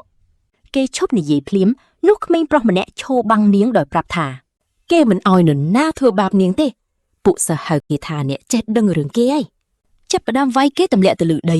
ក្មេងប្រុសនោះប្រាប់វិយាឲ្យរត់ចេញភ្លាមហើយអ្វីដែលវិយាអាចធ្វើគឺអង្វរគេកុំឲ្យធ្វើបាបក្មេងប្រុសនោះយើងឃើញវិយាភ្ញាក់ព្រឹត្តស្រែកថាទេនាងបញ្ញាប់ងើបអង្គុយដកដង្ហើមធំហើយអង្គុយលើគ្រែយកដៃស្ទាបបេះដូងទាំងគិតនាងបានប៉ះត្រចៀកឆ្វេងរបស់នាងព្រមទាំងទទួលស្គាល់ថានាងយល់សពឃើញអតីតកាលទៀតហើយក្មេងស្រីសក់ខ្មៅរៀបចំខ្លួនទៅសាលាដោយចង់បោពណ៌ខៀវនាងរៀបចំវានកហើយសម្លឹងមើលកញ្ចក់ដើម្បីពាក់ឧបករណ៍ជំនួយការស្ដាប់ពណ៌អសនៅត្រចៀកឆ្វេងបន្ទាប់មកនាងទម្លាក់សក់ខ្មៅវែងដើម្បីលាក់ឧបករណ៍នោះពីគេសាប់តែមីងរបស់នាងលេចមុខពីក្រោយគាត់សួរថានាងមានបញ្ហាក្តៅដើមទ្រូងទេថ្មីៗនេះព្រោះគាត់បានឆុងទៅកក់ឲ្យនាងតូចនិយាយទាំងស្ទាក់ស្ទើរថាវាប្រហែលជាមិនមែនជាគំនិតល្អទេក្នុងការផឹកវាមីងរបស់នាងមិនព្រមឲ្យនាងបដិសេធទេហើយនិយាយថាបើនាងក្តៅដើមទ្រូងគ្មានអ្វីល្អជាងតែតកកឡើយវិយាធ្វើមុខជូរពេលនាងផឹកតែតកកនោះហើយបានរអ៊ូថាវាមានរសជាតិល្វីងខ្លាំងណាស់នាងសួរទាំងរអៀសចិត្តថាតើមិត្តនាងមិនចូលចិត្តវាដែរទេហើយថាលើក្រោយនាងនឹងប្រាប់មីងឲ្យធ្វើឲ្យឆ្ងាញ់ជាងនេះមិត្តសក់ថ្នោតកំពុងអង្គុយនៅតុរបស់ក្មេងស្រីសក់ខ្មៅពេលនាងសួរថាចង់ចូលក្លឹបទេព្រោះនាងចង់ឲ្យមិត្តចូលក្លឹបបាល់បោះជាមួយគ្នានាងក៏ប្រាប់ថាបែនក៏នៅទីនោះដែរក្នុងក្លឹបនោះហើយរំលឹកនាងពីការសន្យាជួយនាងជាមួយនឹងបែនប៉ុន្តែក្មេងស្រីសក់ខ្មៅបំរុងនឹងនិយាយអ្វីមួយស្រាប់តែនាងឃើញសៀវភៅលើតុហើយនៅលើទំព័រមួយមានរូបនារីសាក់មាសវែងកំពុងលេងវីយ៉ូឡុងធំប៉ុន្តែវិយាដ៏រំភើបមិនបានចាប់អារម្មណ៍សៀវភៅលើតុមិត្តនាងទេនាងងើបឈរហើយនិយាយថាការអង្គុយអានក្នុងថ្នាក់មិនល្អទេពួកគេត្រូវហាត់ប្រាណខ្លះមិត្តសក់ថ្នោតមិនបានស្ដាប់នាងទេដោយសារនាងនិយាយយ៉ាងរំភើបថាសម្រាប់ចិត្តរួចហើយពួកគេមុខជាសប្បាយជាក់ជាមិនខានបន្ទាប់មកមិត្តសក់ថ្នោតដើរទៅតុក្មេងប្រុសដែលអង្គុយខាងមុខមិត្តរបស់នាងហើយដាក់ប្រអប់ទឹកដោះគោលើតុគេដោយនិយាយថាភារកិច្ចថ្ងៃនេះត្រូវបានបញ្ចប់ដកដង្ហើមធំយ៉ាងក្រៀមក្រំនាងដែលមានស្នាមអំបៅសម្លឹងមើលនារីដកស្រស់ស្អាតក្នុងទស្សនាវដ្តីលើតុដែលកំពុងលេងវីយ៉ូឡុងធំនោះរួចនាងក៏បិទទស្សនាវដ្តីពណ៌ត្នោតលើតុខណៈក្មេងស្រីនោះនៅបន្តអង្គុយលើកៅអីរបស់នាងតែម្នាក់ឯងក្នុងថ្នាក់បែននឹងមិត្តគេដើរចូលមកស្រាប់តែមិត្តគេសួរថាហេតុអ្វីមានតែដោះគោលើតុទាំងរំភើបក្មេងប្រុសនោះនិយាយថាវាជាម៉ាក់ដែលបែនចូលចិត្តហើយសួរថានរណាស្គាល់គេច្បាស់ម្ល៉េះព្រមទាំងថាអ្នកទាំងអស់គ្នាគិតមើលប្រកាសជាស្រីណាម្នាក់ហើយរួចគេក៏សម្លឹងទៅក្មេងស្រីសក់ខ្មៅដែលកំពុងយកចិត្តទុកដាក់លើសៀវភៅខណៈអង្គុយនៅខាងក្រោយគេអង្គុយនៅតុទាំងសោកសៅកំឡោះនោះបានគិតថាតាំងពីពិធីខួបកំណើតរបស់ក្មេងស្រីសក់ក្រហមមកស្រីសក់ខ្មៅចេះតែគេចវេះពីគេហុចទឹកដោះគោឲ្យមិត្តរួមតុតែក្មេងប្រុសនោះប្រញាប់បដិសេធភ្លាមព្រោះតែគេខ្លាចក្រុមអ្នកគាំទ្ររបស់បេកអានតាមសម្លាប់គេដោយសារតែហ៊ានយករបស់បេកអាន ក្មេងស្រីសក់ខ្មៅបានសម្លឹងមើលពួកគេទាំងពីរនាក់ដោយការគិតនាងក៏ថាគេប្រហែលខឹងនឹងសម្ដីនាងកាលពីលើកមុនប៉ុន្តែនាងក៏សន្និដ្ឋានថាក្មេងប្រុសដ៏កាចម្នាក់នេះប្រហែលជារវល់ហើយប្រហែលជាភ្លេចបាត់ហើយបន្ទាប់មកនាងក៏ដាក់ក្បាលកោយលើដៃខ្លួនឯងជាមួយនឹងទឹកមុខដ៏ព្រួយបារម្ភនាងក៏ថានៅក្នុងក្លឹបបាបោះនាងប្រកាសជាមិនអាចគេចផុតពីការជួបបោះអានឡើយហើយនាងមិនដឹងថាគូត្រូវធ្វើយ៉ាងណាទេពេលនោះអ្នកទាំងអស់គ្នាមើលនៅទីលានបាល់បោះសិស្សជាច្រើនបានប្រមូលផ្ដុំគ្នានៅពេលដែលស៊ីអ៊ូកាសួរថាតើបើឯងមានមកក្លឹបទេចំណែកអ្នកអ៊ីនហ្គោកំពុងបែកញើសពេលបោះបាល់ចូលទីក៏ឆ្លើយថាតាំងពីផ្អានដឹងថាក្មេងស្រីនោះមកទីនេះគេក៏លេងមកនោះអ៊ីនគោបោះបាល់ចូលកន្ត្រកយ៉ាងស្អាតគេនិយាយបន្តថាបើអានគ្រាន់តែមិនចង់មកទាទេព្រមទាំងជូតមុខដោយអាវពណ៌ខ្មៅផ្កាឈូកធ្វើឲ្យស្រីស្អាតសាអ៊ីកាខំយ៉ាងខ្លាំងនាងហៅគេថាល្ងងហើយសួរថាគេចេះនិយាយឲ្យស្រួលទេខណៈមានគេជួយខាត់អ្នកអ៊ីនក៏បានញញឹមចំអកហើយសួរទៅនាងវិញថាតើបញ្ហាអ្វីបើគេមិនមកព្រោះជំនាញរបស់គេល្អជាងអាក្មេងទំនើងតអានទៅទៀតតែមិត្តរបស់គេក៏ពេញញ៉ាប់កាត់ផ្ដាច់ឲ្យគេឈប់បញ្ឆេះកំហឹងស្អីក៏មិត្តរបស់នាងក៏ប្រាប់ថាបើអានកម្រមកខ្លាប់ណាស់ក្នុងមួយឆមាសលេខមុខតែប្រមាណដងទេហើយសូម្បីតាសកម្មភាពក្រុមក៏មិនចូលរួមដែលធ្វើឲ្យស្អីក៏ខកចិត្តដោយក្តីអស់សង្ឃឹមនាងអោនក្បាលចុះហើយនិយាយទាំងទឹកមុខស្រងូតស្រងាត់ថានាងចូលក្លឹបបាល់បោះនេះដើម្បីបានចិត្តស្និទ្ធនឹងបោអានតែនាងស្រមោលគេក៏មិនឃើញផងភ្លាមនោះនាងហាក់ដូចជានឹកឃើញគំនិតមួយនាងងាកទៅចាប់ដៃមិត្តភ័ក្តិដែលមានស្នាមអំបៅរបស់នាងដែលឈរនៅពីក្រៅហើយសុំឲ្យនាងជួយយកសម្បុត្រទៅឲ្យប្រុសស្អាតក្មេងស្រីស្នាមអំពៅមានអារម្មណ៍ឆ្កងព្រមទាំងហាក់ស្ទាក់ស្ទើរចំពោះរឿងនេះនាងបានហៅឈ្មោះមិត្តនាងហើយប្រាប់ថានាងមិនស្និទ្ធនឹងគេទេសាអ៊ីហ្គាឆ្លើយទាំងក្រៀមក្រំសួរថាពិតមែនឬអត់តែរំពេចនោះសាអ៊ីហ្គានិយាយថាទោះបីមិនស្និទ្ធក៏ដោយតែក្មេងស្រីសក់ខ្មៅបានអង្គុយជិតក្មេងប្រុសនោះស្រាប់នាងស្នើឲ្យលួចយកសម្បត្តិទៅឲ្យពេលដែលនាងចែកសិលកិច្ចការក្នុងថ្នាក់ក្មេងស្រីសក់ខ្មៅក៏បានសួរវិញថាហើយអ្វីបានជានាងមិនយកសម្បត្តិទៅឲ្យគេដោយខ្លួនឯងទៅ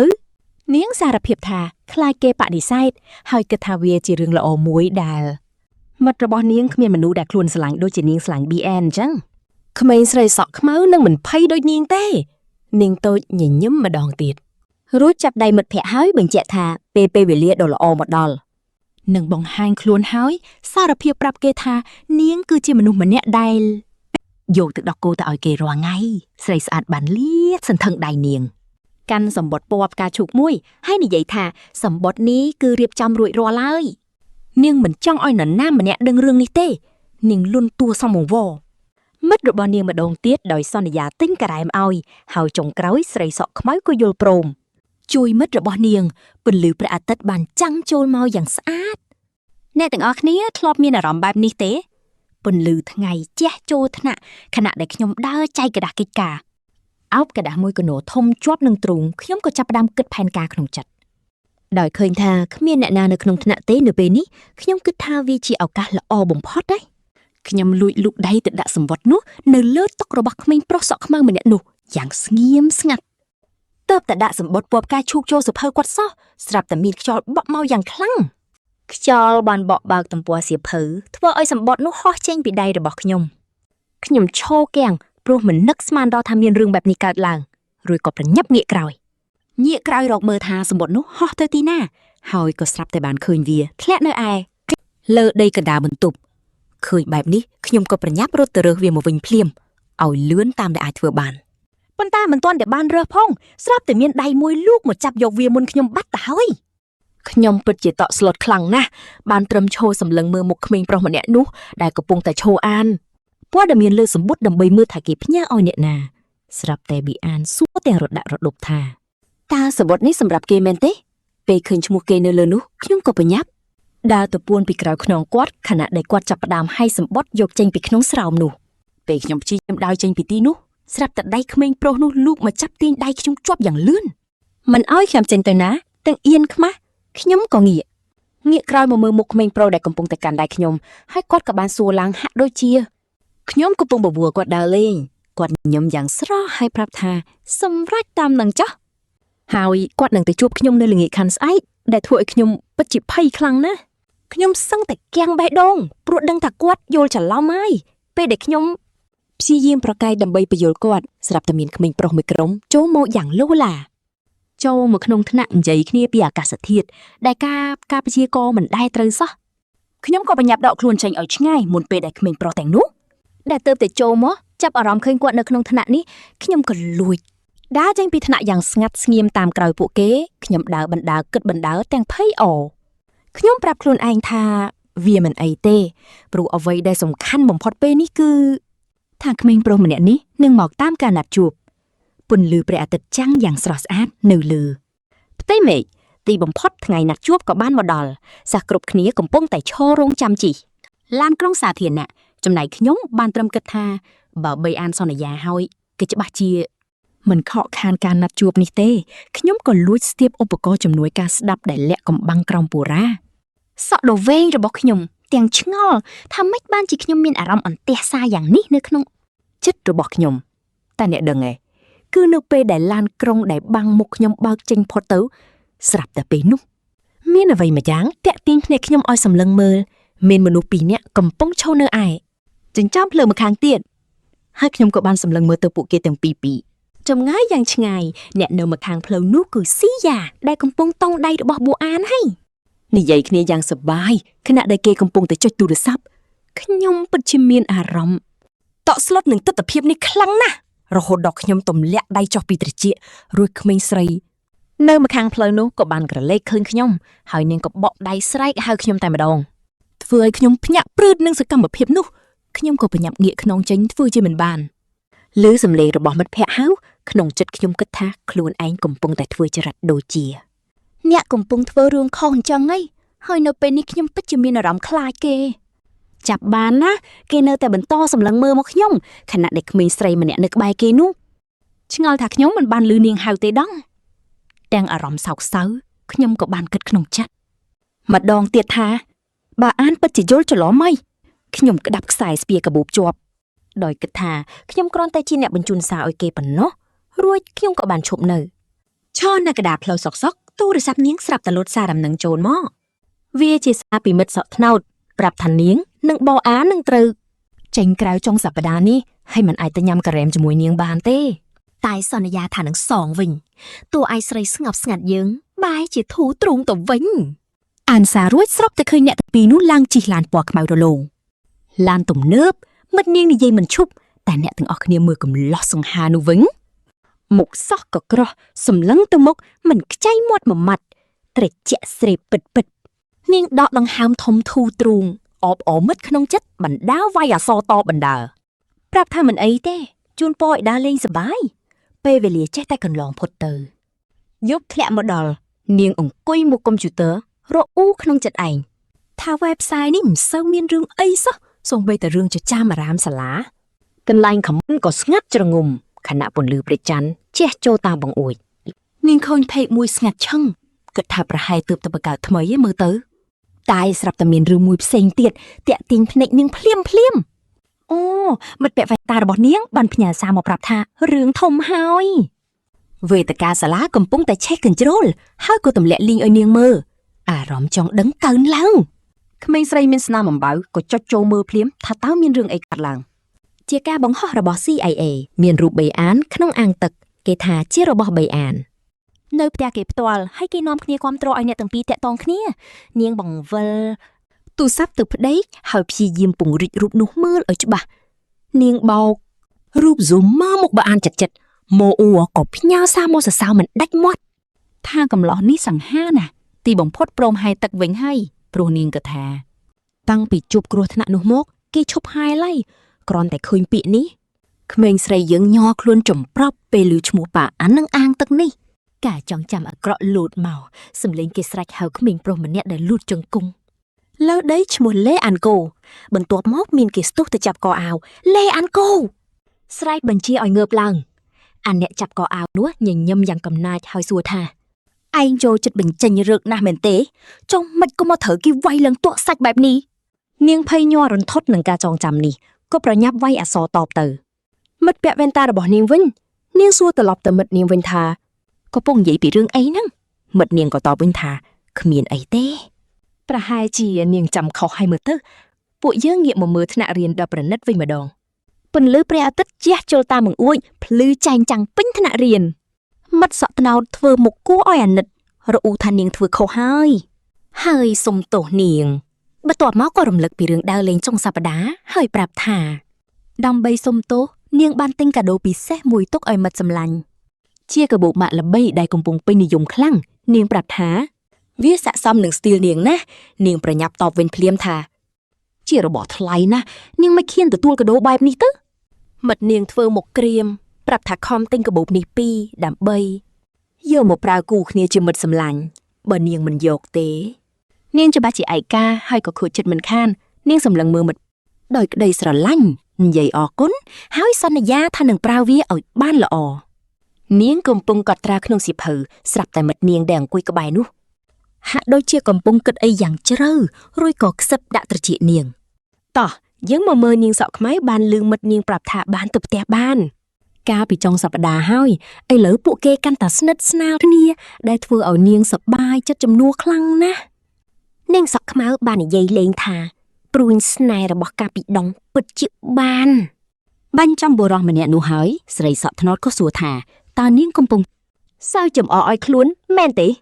បន្ទាប់មកនាងក៏សម្លឹងមើលក្មេងស្រីសក់ខ្មៅក្នុងលក្ខណៈគំរាមកំហែងដោយធ្វើម្រាមដៃដូចជាក្រញ៉ាំឆ្មាស្រីសក់ត្នោតនោះក៏ចាប់ផ្ដើមញាក់គៀមិត្តនាងដែលអះអាងថាខ្លួនរសើបខ្លាំងណាស់តែនាងមិនព្រមលើកលែងឲ្យសោះថែមទាំងប្រាប់ថានាងនឹងបន្តញាក់គៀរហូតដល់មិត្តនាងឈប់សើចទាំងអកឲ្យខ្លួនទៀតក្មេងស្រីសក់ខ្មៅក៏ក្រោកឈរពីកៅអីដោយកាន់បិចជាប់នៅដៃស្ដាំព្រមទាំងលើកដៃឡើងបន្តិចញញឹមហើយនិយាយថានាងសុំចុះចាញ់ខណៈកំពុងថយក្រោយចេញពីមិត្តនាងប៉ុន្តែស្រាប់តែមានស្បែកជើងពណ៌សមួយគូកំពុងឈរនៅពីក្រោយក្មេងស្រីសក់ខ្មៅនោះធ្វើឲ្យនាងដើរថយទៅបុកអ្នកដែលកំពុងឈរពីក្រោយនោះនាងក៏ប្រញាប់ងាកមកក្រោយសុំទោសទាំងភ្លាំងភ្លាត់ហើយបានយកប៊ិចខ្មៅនោះទៅគូសលើអាវសរបស់បានដែលកំពុងឈរធ្វើមុខស្មើនេះជារឿងមិននឹកស្មានដល់ធ្វើឲ្យនាងភ្ញាក់ផ្អើលយ៉ាងខ្លាំងនិងឈោកគាំងធ្វើអ្វីមិនត្រូវម្ដងទៀតនាងក៏ប្រញាប់ដើរថយក្រោយចេញពីក្មេងប្រុសនោះទាំងអៀនខ្មាស់ភ្លាមនោះក្មេងស្រីសក់ត្នោតក៏បានដើរមកឈរពីមុខក្មេងស្រីសក់ខ្មៅហើយញញឹមយ៉ាងស្រស់ស្រាយស្វាគមន៍មនុស្សដែលនាងស្រឡាញ់នាងបាននិយាយអរុនសួស្ដីហើយធានាថាវ័យចាស់មិនបានតាំងចិត្តធ្វើបែបនេះទេហើយគេមិនគួរខឹងនាងឡើយចំណែកក្មេងស្រីសក់ខ្មៅនោះវិញបានត្រឹមតែលួចមើលទាំងភ័យខ្លាចទៅកាន់មនុស្សដែលនាងតបតែគោះអាវចំណែកក្មេងប្រុសនោះក៏ហៅស្រីសក់ត្នោតឲ្យទៅជាមួយគេតែគេមិនបានបង្ហាញអារម្មណ៍អ្វីសោះគឺគ្រាន់តែហៅនាងតែប៉ុណ្ណោះនៅក្នុងថ្នាក់រៀនក្មេងស្រីពាក់វ៉ែនតាក៏បានហៅមិត្តរួមថ្នាក់ខាងឆ្វេងនាងចាំមើលណាម៉ូបានប្រាប់ឲ្យវ័យជាងាកមើលបាននឹងសៀកំពុងនិយាយគ្នាដោយនិយាយថាពួកគេមើលទៅសមគ្នាណាធ្វើឲ្យក្មេងស្រីសក់ខ្មៅនោះចាប់អារម្មណ៍ហើយនាងក៏ប្រញាប់ងាកមើលទៅច្រករបៀងនោះភ្លាមព្រមទាំងបានឃើញពួកគេទាំងពីរកំពុងនិយាយគ្នាពីចម្ងាយស្រីសក់ត្នោតមើលទៅរំភើបខ្លាំងណាស់ព្រមទាំងអៀនខ្មាស់ចំណែកឯក្មេងប្រុសនោះវិញមើលទៅស្ងប់ស្ងាត់ដោយគ្រាន់តែសម្លឹងមើលអ្នកនៅពីមុខគេវេជាមើលទៅដូចជាភ្ញាក់ផ្អើលពីឃើញទស្សនភាពនៅពីមុខនាងហើយនាងក៏ដកដង្ហើមធំជាមួយនឹងទឹកមុខក្រៀមក្រំបន្តិចប៉ុន្តែបបូរមាត់នាងនៅតែញញឹមខណៈនាងយកកាសពណ៌សចេញមកនាងនៅតែបន្តអង្គុយលើកៅអីរបស់នាងដោយគ្រាន់តែសម្លឹងទៅមុខបន្តិចរួចក៏គិតថាពួកគេទាំងពីរនាក់ពិតជាមើលទៅសមគ្នាមែនប៉ុន្មានម៉ោងក្រោយមកបន្ទាប់ពីបញ្ចប់ថ្នាក់រៀនគេបានដើរចេញយ៉ាងស្ងប់ស្ងាត់ខណៈដែលស្រីសក់ត្នោតបានដើរតាមគេទាំងសប្បាយចិត្តខ្លាំងហាក់ដូចជាហោះទៅហើយពេលពួកគេចូលមកក៏មានមិត្តពីរនាក់សួរថាហេតុអីបានជាពួកគេទៅបាត់យូរម្លេះរហូតដល់ខកខានការរៀនពេញ1ម៉ោងហើយសួរពីការនិយាយគ្នារបស់ពួកគេធ្វើឲ្យស្រីសក់ត្នោតអៀនខ្មាស់យ៉ាងខ្លាំងដោយក្តីរំភើបស្រីសក់ត្នោតក៏ប្រាប់ក្មេងប្រុសទាំងនោះកុំឲ្យនិយាយផ្ដេសផ្ដាស់ខណៈដែលបានដើរទៅដល់តុរបស់គេដោយទុកនាងចោលឯក្មេងស្រីសក់ខ្មៅក៏បានសម្លឹងមើលទៅក្មេងប្រុសនៅពីមុខនាងហើយលួចគិតក្នុងចិត្តតែម្នាក់ឯងថាតើមានពាក្យចចាមអារាមប្រមាណអំពីពួកគេទាំងពីរតែបានមិនដែលនិយាយអ្វីពីរឿងនេះឡើយដោយក្តីសង្ស័យនាងឆ្ងល់ថាតើគេមិនខ្វល់ពីមតិអ្នកដទៃឬក៏មានហេតុផលផ្សេងទៀតបន្ទាប់មកដោយក្តីក្រៀមក្រំនាងទូចសក់ខ្មៅក៏បានយកដៃខ្ទប់ត្រចៀកហើយឆ្ងល់ថាហេតុអីបានជានាងត្រូវគិតពីរឿងនេះព្រោះវាមិនមែនជារឿងកាន់តែស្មុគស្មាញហើយមិត្តរបស់បានក៏សួរថាមានអ្វីនៅលើអាវគេ យកបេគូរូបបេះដូងលើអាវនោះគេក៏ឲ្យមើលអាវទាំងងឿងឆ្ងល់ថាបេះដូងអ្វីអ្នកនឹងខ្ញុំច្បាស់ជាដឹងក្មេងស្រីពីក្រោយគេដឹងខ្លួនថានាងចៃដន្យទៅបុកខ្នងគេបុកចំគេជាមួយបេះក្នុងដៃក្មេងប្រុសខលខូឈ្មោះពូអាននោះក៏និយាយលេងសើចភ្លាមតែម្ដងគេថានាងដូចជាកូនឆ្មាព្រៃដ៏កាចសាហាវពាក្យនេះធ្វើឲ្យក្មេងស្រីយើង stress យ៉ាងខ្លាំងស្រាប់តែមានដៃធំមួយលូកមកទាញការស្ដាប់ត្រចៀកតូចចេញពីនាងភ្លាមមួយរំពេចទាញចេញពីត្រចៀកនាងរួចគេសួរថានាងកំពុងស្ដាប់រឿងអីបានជាជក់ចិត្តម្ល៉េះគេចង់ស្ដាប់ដែរខណៈដែលក្មេងស្រីសក់ខ្មៅយើងបានត្រឹមតែសម្លឹងមើលសកម្មភាពក្មេងប្រុសនោះទាំងហួសចិត្ត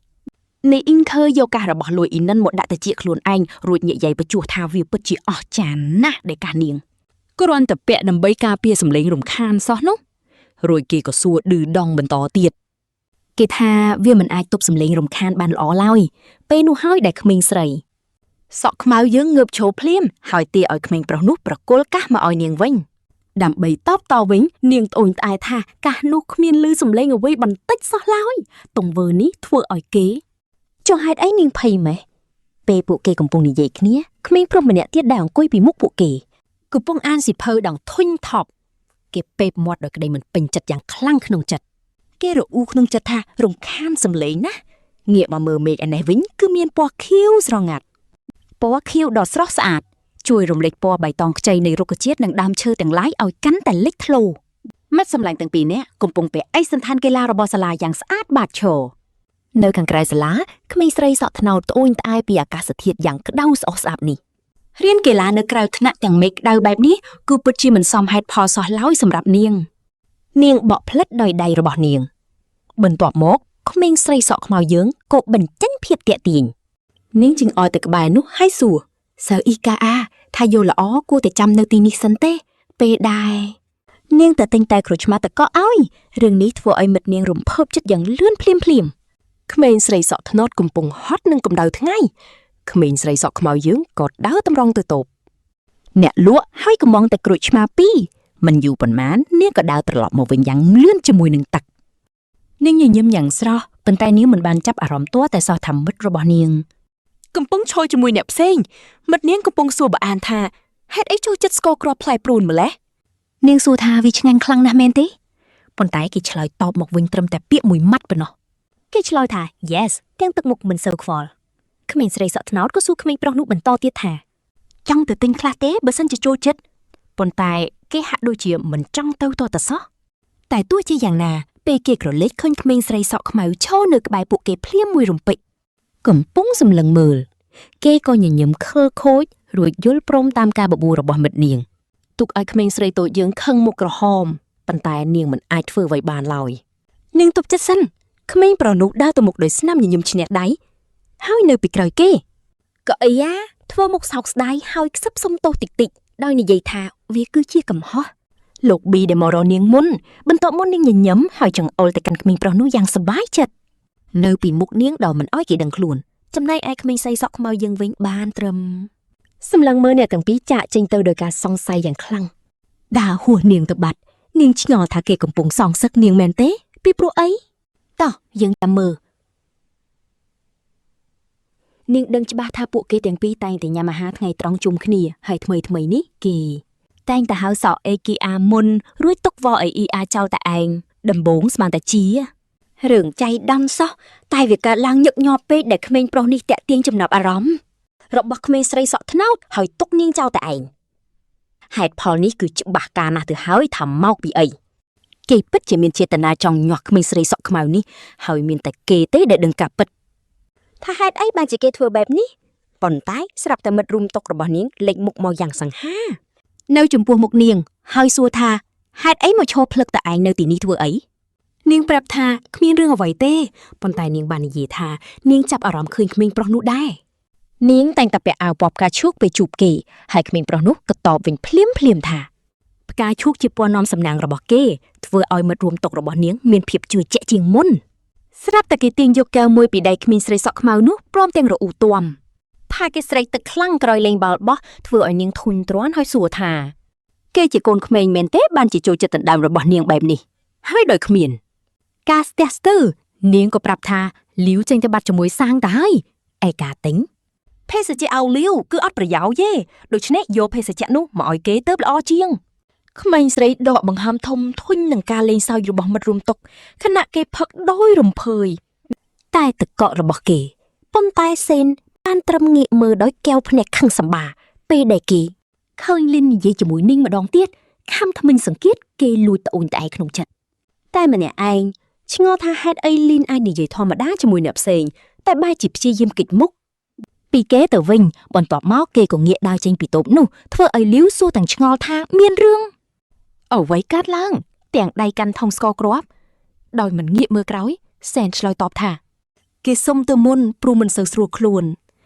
ដោយក្តីក្រៀមក្រំក្មេងស្រីសក់ថ្នោតក៏ច្បាច់ថង់ស្ករគ្រាប់ក្នុងដៃហើយប្រាប់ខ្លួនឯងថានាងបានទុកឲ្យមិត្តភ័ក្តិនៅម្នាក់ឯងគ្រាន់តែដើម្បីមកទិញស្ករគ្រាប់ជាមួយបេនហើយគេក៏ទុកនាងចោលទីនេះអោនមុខចុះដោយទឹកភ្នែករលាញរលោងនាងឆ្ងល់ថាតើនាងជាអ្វីឲ្យប្រកាសសម្រាប់មនុស្សប្រុសម្នាក់នោះយ៉ាងណាមិញនេះគិតជាមួយសប្តាហ៍ចាប់តាំងពីសៀបានបង្ហាញខ្លួនក្នុងថ្នាក់ហើយក្តីបារម្ភរបស់មិត្តនាងកាន់តែធំឡើងម៉ូចាប់ផ្ដើមខ្សឹបខ្សៀវតាក់ទាញចំណាប់អារម្មណ៍លីននាងប្រាប់ថានាងលឺសាងបានលុបចោលការណាត់ជួបជាមួយលាវកាពីចុងសប្តាហ៍មុនមានន័យថានាងត្រូវគេបដិសេធហើយព័ត៌មាននេះធ្វើឲ្យក្មេងស្រីមានស្នាមមេអំបៅភ្ញាក់ផ្អើលយ៉ាងខ្លាំងពេលឮថាមិត្តនាងត្រូវបេនបដិសេធបែបនេះក្មេងស្រីពាក់វ៉ែនតាក៏បានបញ្ជាក់ដែរថានាងឮក្មេងប្រុសនោះកាពិតមានចិត្តលួចស្រឡាញ់សិស្សច្បងឆ្នាំចុងក្រោយម្នាក់បើតាមសម្ដីហ្វាងក្មេងស្រីនោះផាយជាខ្មាស់គេមិនហ៊ានមកសាលាហើយច្បាស់ជាសុំច្បាប់ឈប់សម្រាកដើម្បីជៀសវាងការក្លាយជាប្រធានបទនៃការចំអកឡក់លើយឯការនិយាយដើមទាំងនេះធ្វើឲ្យក្មេងស្រីសក់ខ្មៅងងឹតគិតច្រើនពីស្ថានភាពមិត្តនាងបានផ្ញើសារជាច្រើនទៅកាន់ក្មេងស្រីសក់ថ្នោតតែគ្មានការឆ្លើយតបសោះរឿងនេះកាន់តែធ្វើឲ្យនាងជាមិត្តកាន់តែព្រួយបារម្ភខ្លាំងឡើងដូច្នេះនាងក៏ព្យាយាមទេទៅមិត្តនាងតាមទូរស័ព្ទដៃនាងមានអារម្មណ៍ធូរស្រាលបន្តិចពេលដឹងថាទូរស័ព្ទមិនត្រូវបានបិទហើយមិត្តនាងគ្រាន់តែចុចបដិសេធការហៅចូលប៉ុណ្ណោះក្មេងស្រីសក់ខ្មៅងងឹតឈប់គិតមកសទោសពីភាពលំបាកវេទនាផ្លូវចិត្តដែលក្មេងស្រីសក់ថ្នោតត្រូវទទួលរងការលេងសើចពីបេនហើយថានាងផ្ទាល់ជាអ្នកយកសម្បត្តិទៅឲ្យគេពីមុនដោយការតាំងចិត្តក្មេងស្រីសម្រេចថានាងត្រូវតែទៅជួបបេនដើម្បីដោះស្រាយនិងបញ្ជាក់រឿងរ៉ាវឲ្យច្បាស់ដើម្បីកុំឲ្យអ្នករំលងសាច់រឿងស្នេហាដ៏រំភើបនេះកុំភ្លេចចុចសញ្ញាកណ្ដឹងហើយយើងនឹងជួបគ្នានៅសាច់រឿងបន្តទៀត